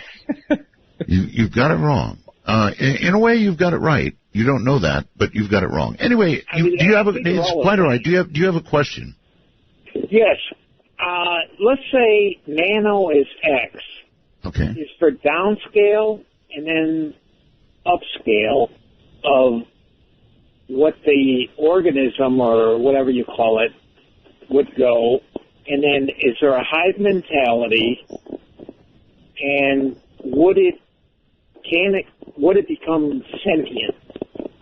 Yeah. Okay. All right. Yeah. So, okay. That's a good question, and one he actually had listed.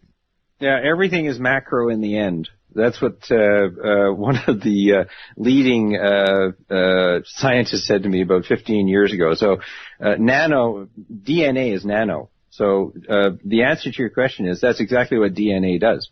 So DNA programs systems to become sentient.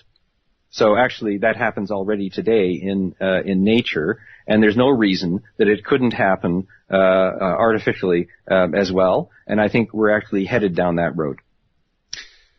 The stock market that you referred to as close to, not quite sentient, but close, you said? Yeah, it's not self-aware, but it learns. So right. Well, how did the algorithms learn? Right. How did it miss the housing bubble in the U.S.? Garbage in, garbage out. That's why what they're, and also. So that's not quite independent sentient thought. No, but also, what are they programmed to do?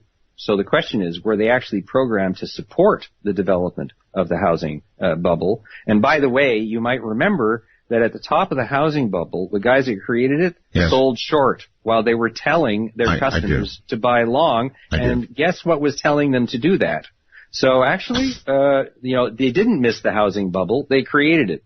Oh, well, there is that, yes. Do you think that nanotech is going to actually, before we go to another call, this is such a good question, change the actual direction of human evolution, assuming that you buy evolution, that we are still evolving, even at a macro level that we can't quite detect? Will this speed up that evolution? Already is, because human embryos are being manipulated at the nano level. Animal embryos are being manipulated, so we're already changing the evolution of biology. There's no doubt about it. It's irreversible. Okay. Let's go to Brandon, Manitoba, I guess. Hi. Hello, Art. It's Sharon calling from Brandon. And for your guest, I guess with nanotechnology, it's a double-edged sword, correct? Where you can do amazing things with pharmaceuticals or cleaning of the water, and at the same time, do a lot of damage. For example, you just mentioned the changing of evolution by manipulating at the nano level human beings in utero, I guess. Or embryos, yes. So what you're talking about is just blowing me away, and I'm just wondering how much of the general public, like me, are aware of these significant changes at such a small level, and what can we do about it? Well, the first thing you can do is read the book. So that's a nice introduction still today. It's still current. Yes, sir? Plug away, no problem. But she means, I think, on a big scale. What can we do about this? Well, if, for example, this comes back to your talk that you and I have been having about the optimists versus the realists. Yes. And I still say that after 15, 20 years working on this, we came to the conclusion that a nanomedicine for all initiative where everybody benefits from this affordably, because we're all we're living longer but sicker, And this is one of the concrete positive things that we can do, and the information is on our website about the initiative, so that's one thing that people can do. The other thing is, I would go to the website of the Singularity University, because they have a very broad number of courses that are quite advanced in this area. And also, I would go to kurzweilai.net, because they have some fantastic stories, both positive and negative, about what's going on. And also, Art's show has been covering a lot of this, so stay tuned. Canadians, no doubt, are tasty, but they really are eternally optimistic. Caller, anything else? No, I'll just continue to listen. Thanks, Art. It's horrifying and exciting at the same time while I'm listening. When you get back from all those websites, give me a call in about a month. Thanks, Art. All right, you're very welcome. Thank you. My father was from Manitoba. Really? Yeah. My point exactly. Hi, caller, you're on the air. Hello. Hello. Hi. Hi, I have a question for the guest. Yes. Now that Islamists are taking over the entire world, and they've already downed Europe, and hundreds of thousands are being forced into America and Canada, I want to know how his preface actually have to do with anything to do with what's going on right now. How will Islam react against his stuff, even though now that Islam is now being the biggest religion being proliferated and it's going to be everywhere? I want to know how he thinks that Islam will be with his stuff. That's okay. all. Okay, so your stuff. Yeah, Art, you and I talked about this earlier on the show. One of the things that we outlined in the book was it's not just Islam, but there is a basic religious backlash against the onslaught of technology. So Islam, and we have to be careful when we talk about Islam, because there's Islam and there's radicalized Islam. And we also have to be careful when we talk about what's going on, because actually I'm right in the middle of it here, because the refugees are streaming past our place on the trains on their way to Munich in the thousands. So we're at ground zero in this area. But the reason that this is happening is a confluence of at least two things. Number one is what the caller just described, and that is the radicalization of people in response against technology. And the next one is, and this is no secret, that the United States and Russia are still fighting in the Middle East over oil. And this is Putin's regime has made a decision to turn to Asia and turn away from Europe.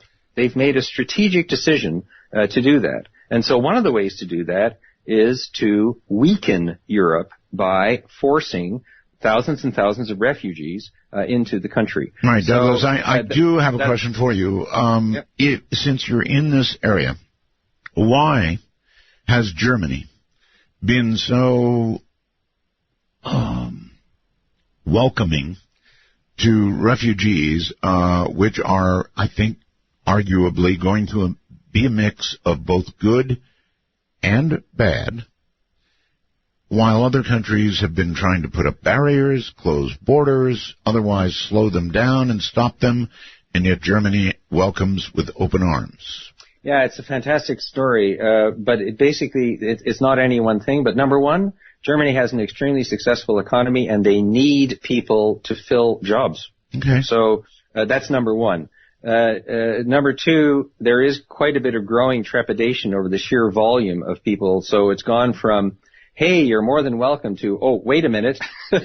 So Douglas, there's somewhat of a transition. Yes, like nanoparticles, some are good and some are not so good. Exactly. But the third thing is you have to remember history, and the history is the Holocaust. Germany is extremely and rightfully sensitive to the idea of, let's put them in camps. You know, that really doesn't work here. And so Germany has a particular history that it is very, very sensitive to. So number one, successful economy, looking for, and remember, a lot of these people coming here are highly trained university graduates that are going to be very beneficial. So the German economy is going to turn this to their advantage. Okay. No doubt about it. All right. You can argue however you want with the climate. but it does seem to be warming. It does seem to be changing. And the question is, does nanotechnology have anything of worth to offer in terms of remediation of climate change? I'm so happy you asked me that question. I'm happy you're happy. The answer is yes, our institute is working on it, but there are two areas of significance. I have to tell you a story that a colleague of mine 10 years ago, who is an owner of one of the companies that manufactures the machines that make nanotechnology possible, said to us in a lecture that about 20 years from now, the environmentalists are going to be complaining because we're taking too much CO2 out of the atmosphere to manufacture products. Really? Yes. Now, why is that? The reason is because the Japanese, about 7 years ago, developed a solution to artificial photosynthesis. Excuse me. That's quite all right. And the result of that was that today we actually have artificial photosynthesis at an extremely low level of efficiency.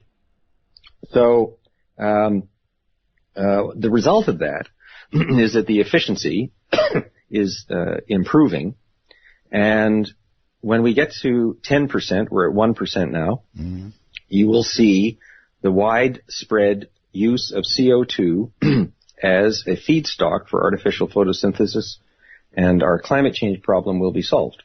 So the answer is yes, it's coming. And today, here in Germany, we had a major conference last month on the reuse of CO2 as a valuable chemical for manufacturing products.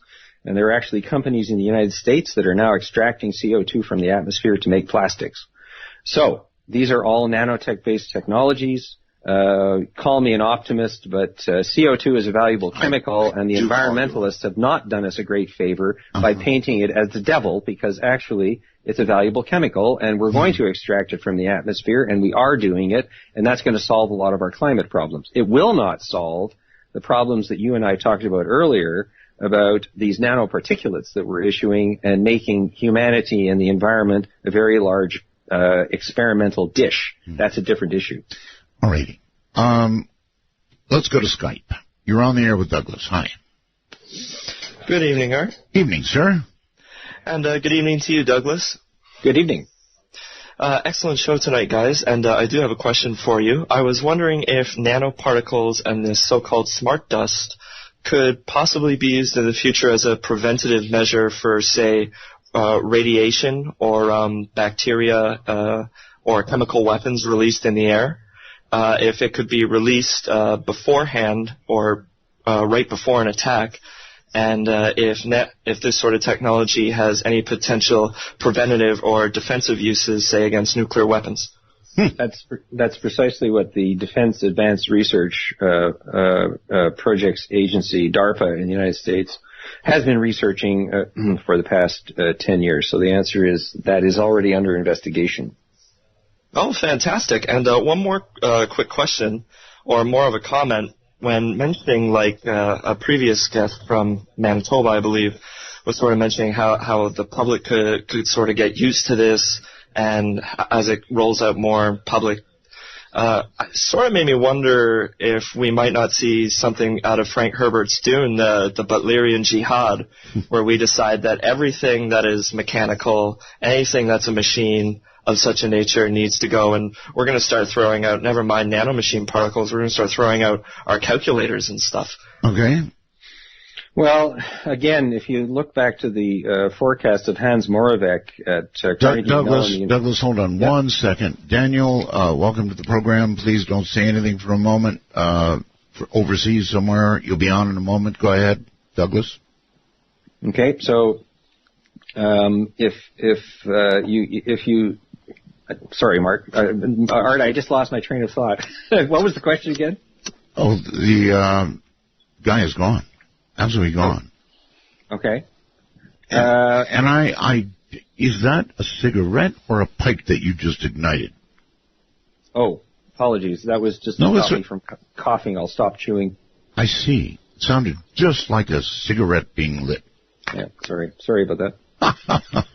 All right, then let's. I don't remember the question either. Daniel, hello. Where are you?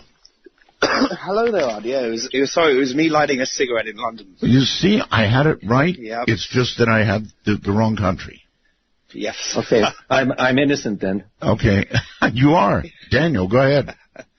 Hi there. Yeah, no, I'd just like to say that, by the way, it's great to talk to you, Ard. First of all, I'd just like to ask if you'd ever release your top 100 songs or time, or if you could put a list up somewhere, that'd be great. There's lists of my music everywhere. I second the motion. Yeah, definitely. Anyway, I'm just calling to say that I really do not like the way that artificial intelligence is going, especially with where we're going in the next maybe 30 to 50 years with, implants, brain hacks, really, really against it. I mean, I think it's going to get to the point where, for example, you have people turning up at job interviews and they say, I've got this chip, that's gives me better memory, I can concentrate longer. Is there a word for those type of people that are really against, like cyborgs or the evolution of man at the moment? Well, the nasty word is Luddites. But in the environmental realm, it's called the precautionary principle. So the precautionary principle basically says, if you have not been able to prove the downside of it, then don't do it. It's actually entrenched in European legislation, and the U.S. doesn't like it at all. So yes, there is regulatory precedence for it. How successful? The problem is that the technology is running ahead of the legislation. So it's extremely difficult to actually put a handle on this stuff. The thing is, people may not even be open about it. There may become a time where it's, kind of goes a bit underground. There's people modifying themselves and not disclosing the fact they've been modifying. And, where do we go then? If you want to talk about underground modification, just look at Volkswagen. So that's exactly what happened. Volkswagen took a decision right at the top. Is that what you call it? Underground modification? Sorry? Is that what you said, underground modification? He said, below the radar modification. I would say that their software was definitely below something. That's for sure. Uh-huh. And, talking about the so-called conspiracy theory, and I really dislike this word theory because there's so many examples in the legal annals of conspiracies that have been proven and prosecuted. It's not a theory. It happens all the time. It's human nature. And in the case of Volkswagen, this was an absolute classic, where at the very top of the company, they took a decision to develop an extremely sophisticated hardware that hid everything. And when regulators in Europe and the United States asked them about it, they told them they were crazy, and they were absolutely wrong. And then they told them how to fix it, and they fixed it, and it still didn't work. And finally, they had to admit, after 2 years of testing, that yes, they actually had done it. But the first reaction was, you're all lying. No, you're telling the wrong story. No, actually, your equipment doesn't work. And this went on for 2 years. So first of all, they went ahead and they deliberately hid the thing, and then they started telling people they were crazy when they identified it. So, yes, the risk of this going on with high technology is not only there, but it's already shown. Indeed. Well, I'm sorry, I was about to absolutely calcify you for lighting a cigarette after all this ecological talk, but it was a guy in London. Sorry about that. All right, Doug, you're on with Doug. The two Dougs. Yeah, Skype. Doug, hello. Speak. Going once, Doug. This is your big chance, Doug. Going twice. Go on. I guess Doug doesn't have it set up right or something. All right, I'll answer his question. Really? You didn't That ask? was a joke. That was a joke. You actually told a joke. In how to approach this whole thing. In Portland, between November 7th and 10th, there's a Sustainable Nanotechnology Organization meeting that anyone on the West Coast might want to have a look at. They've got, let me see now, 10, it's a nonprofit organization, mostly students. They've got 10 topics ranging from food to energy to urban systems and education. So if anyone's interested in approaching sustainable nanotechnology, November 7th to 10 Portland, you can Google it. Okay. All right, Mike, you're on the air with Doug. Hey, how are you? Quite well. I've got some really great stuff here. I'm thinking the singularity first. Could possibly, the dimming star could be a singularity? It could. I think they've looked at that possibility and rejected antimatter. Yeah, I believe actually they've rejected virtually everything thrown at it other than what they think it is. Wow. No, okay. I'm still thinking it could possibly be some kind of a small miniature black hole singularity with sentience. Yeah, and so it's just blinking at us to have fun with us. But they went through that with the pulsars as well. A friend of mine actually met Patrick Flanagan, who wrote the Pyramid Power book. Yeah. And he had a small singularity in his basement, apparently. And they put their hand in it and pulled out whatever they wanted to. If they wanted an orange, they'd grab an orange and pull it out of there. Sounds like something from Star Trek. Yeah. Maybe they'll find out. I didn't believe him, but he did really weird shit in front of me and kind of woke me up to the possibility of mind over matter. Wouldn't it be great if they reached into the CERN accelerator and pulled out an orange? Yeah, that'd be just super. Sorry, I'm not making fun. I mean, it's just why not? A joke from you is so rare that when you let one go, it takes me a second to realize that, well, it was a joke. You're full of a lot of science, put it that way. In a moment, when we come back, and we have one more break to go, I wonder if nanotech can be used to create this ever talked about quantum computer that, well, actually might put us in touch with somebody in a parallel universe or another universe or something. So hold on. We'll back to all this in a moment. Douglas Mulhall is my guest. I am Art Bell. He came from somewhere back in here long ago.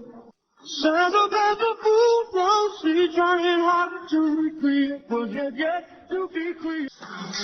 Watching it slow motion as you turn around, say my best To initiate a dialogue sequence with Art Bell, please coordinate your phalanges and call 1-952-225-5278. That's 1-952. Call Art.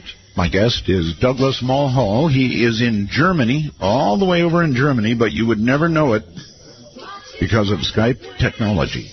It is astounding.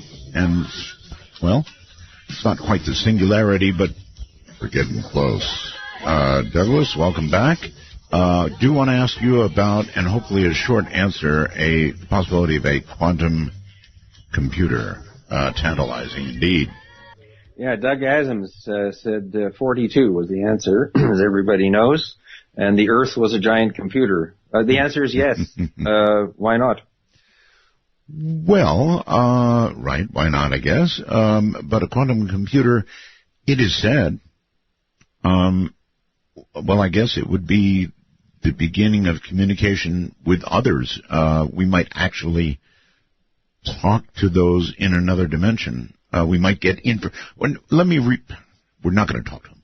Let me rephrase that, unless they get a quantum Skype program. It's going to be information they believe might be exchanged. Are you comfortable with that thought? Yes. I think we're coming back to this issue of the space-time continuum and bending time, and whether quantum computing is going to allow us to do that. The real issue definitely is if we can bend the space-time continuum. And if we can, that's going to open up the possibility that you just talked about. And I think that is why, for example, some of the work that's going on right now that you discussed earlier in the show is so important. But in physics, the theory is there. So the question is if we can get on with the practice. There you have it. All right. Marvin, welcome. I have a question. Now, as we advance nanotechnologically, I think that nanoparticles can be used in everything. And certainly medicine, for example, could be one of them. Mm-hmm. But again, we've also been talking about artificial intelligences and if there could be possible dangers with those. So what could happen if, say, for example, these nanomachines were in us, and an artificial intelligence might, for example, interact with those, to control them or monitor them, and actually use those nanomachines to control us? Or that's already being done. After we die and, we're buried... Wait, caller, hold on. Caller, hold on. You missed. He said that's already being done. They're controlling us. Yeah, I can give you an example, and it refers back to the nanoparticulate therapy that is already being used currently. This is traced externally with near infrared that is controlled by computing.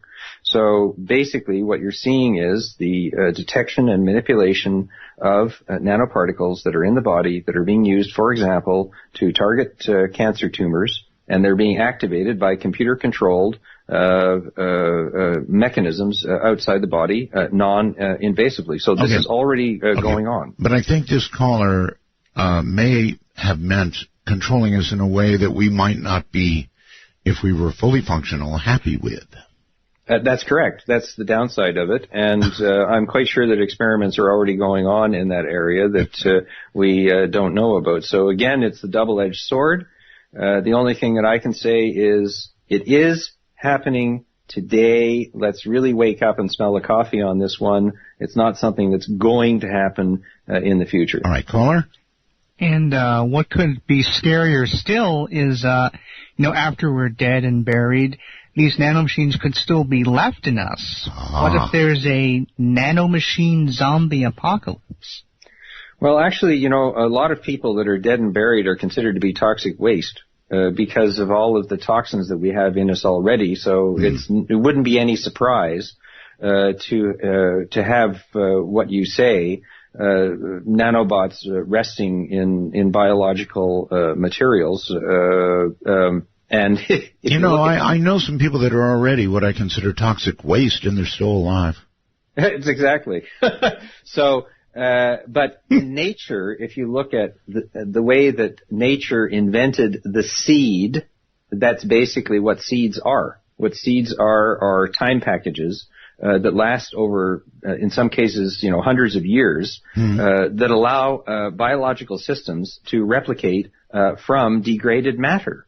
So what would be new about having nanobots in people that suddenly spring out many years later? Plants that grow into coffins that implant themselves in biologically dead matter do exactly that. Yes, well, I think what this caller has in mind are nanobots that begin to be active after we're dead and buried and then cause us to rise, as in The Walking Dead, a show you may or may not get to see in Germany, and, take after us.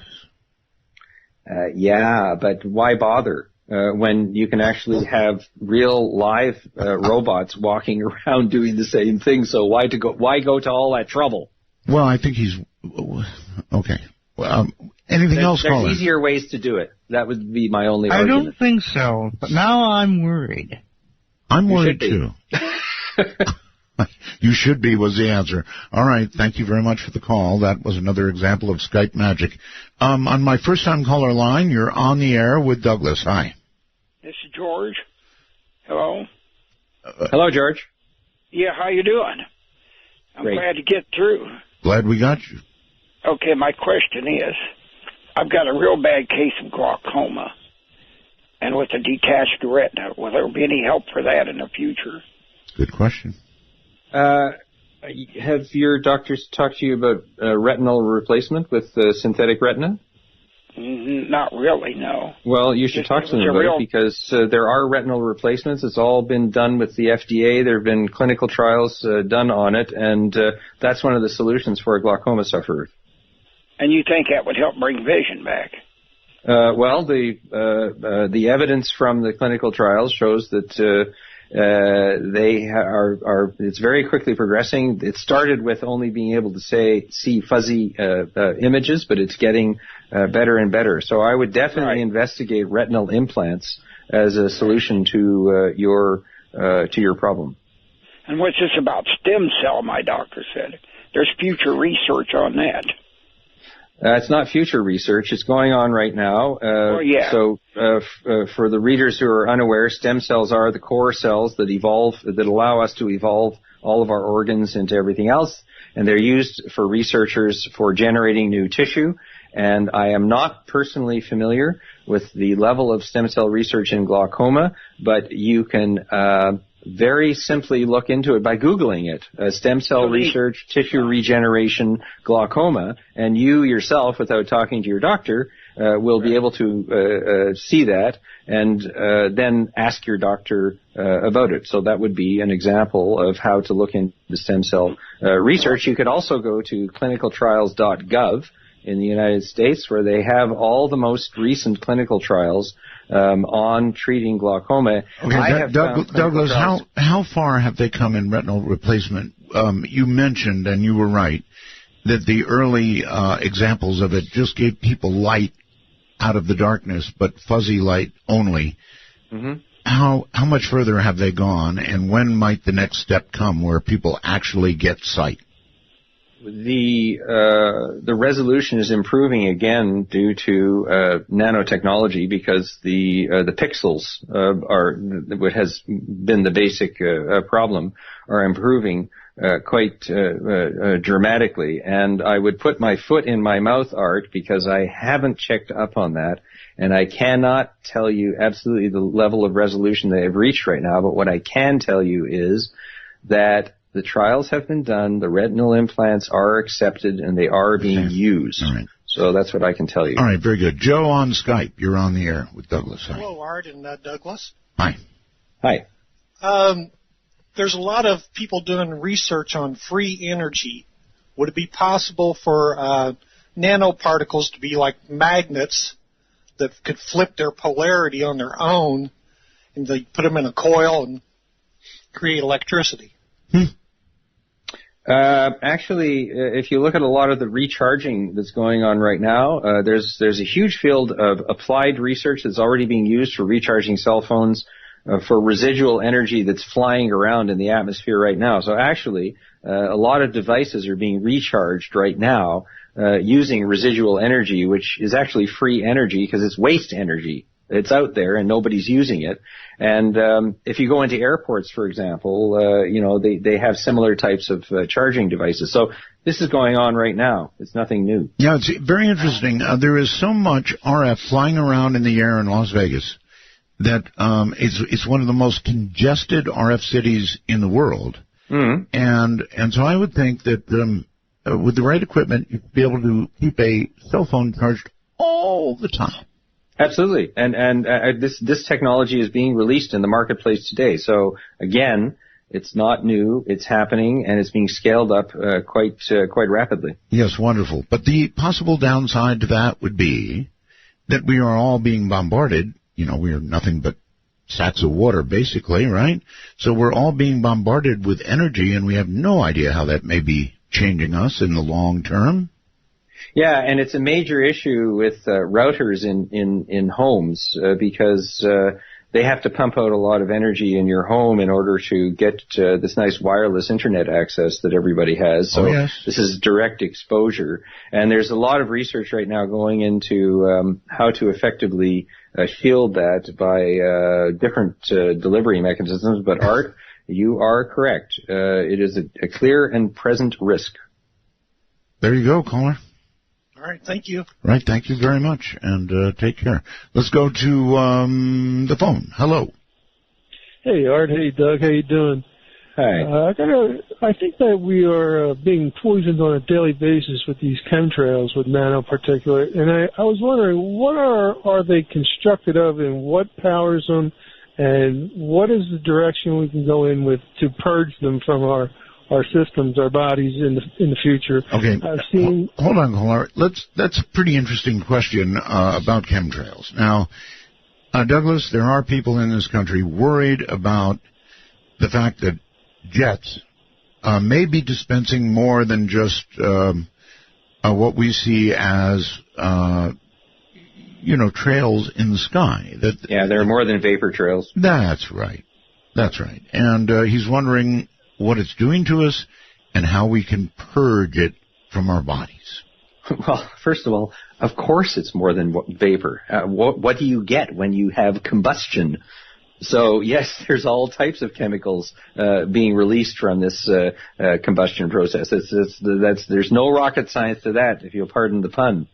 So, and the answer is, what can you do to protect yourself from that is the same answer as what can you do to protect yourself from all of the tens of thousands of chemicals that are being released into our atmosphere. And one of the things is nanofiltration, and there are a lot of nanofilters on the market today that can be introduced, for example, into air conditioning systems, but there is a major defect in them, and that is that a lot of them plug up very quickly, and as a result, they actually end up worsening the problem. And this is happening in China big time because, as you know, they have a horrible microparticulate problem in China, and a lot of people are buying these filters, and the filters are making the problem worse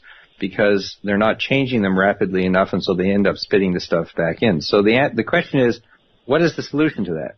Well, actually, there are new products that are coming onto the market in air conditioning systems, and there's one particular product made by a company called KE Fibertech in Denmark that is replacing the air conditioning ducts in homes and offices with textile ducts that you can wash.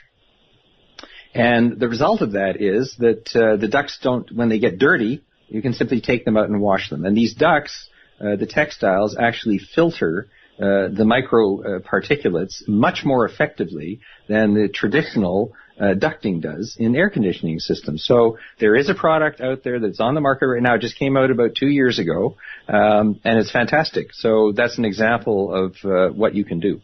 So you're going to want to snap one of those up right away, caller. Yeah, I think I will. Thank you very much for the call, and take care. One more, I guess. Hello there. You're on the air with Douglas Mulhall. Hi, Art. Thanks for taking my call. This is Gary again in Oakland. And I had a couple of quick questions. I know we're getting close to the end of the show. We are.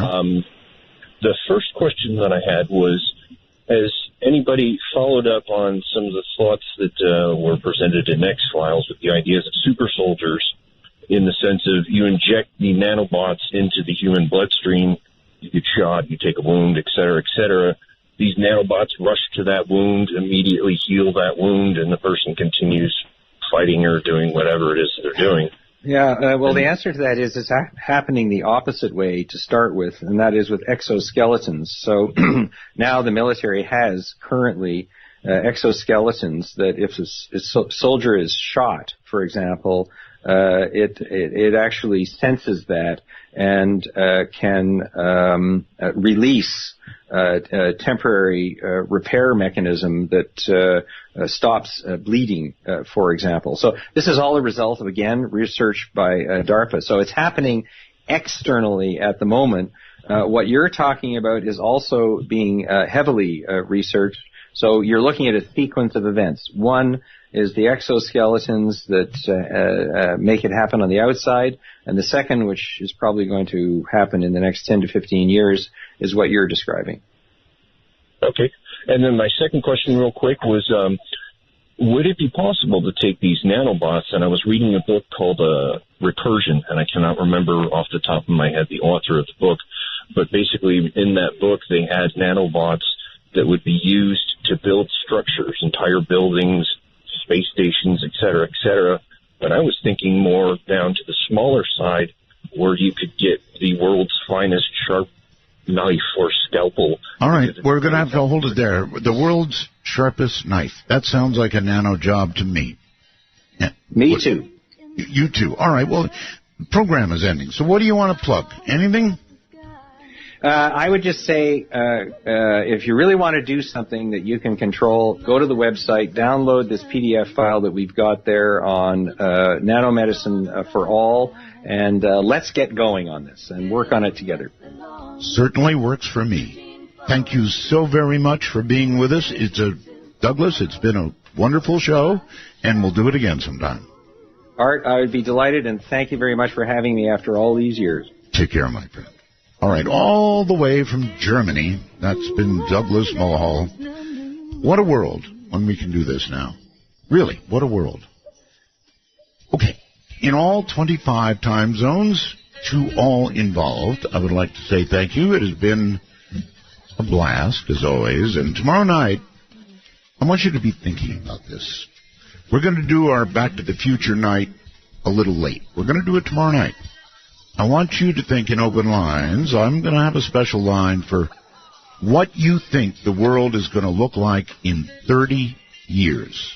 So between now and tomorrow night, contemplate what you think, what kind of world we'll have, what kind of iPhones we'll have. Yeah, what kind of Androids we'll have. Or maybe we won't have any of those and we'll have something completely different. That's up to you. Use your imagination. From the high desert, good night.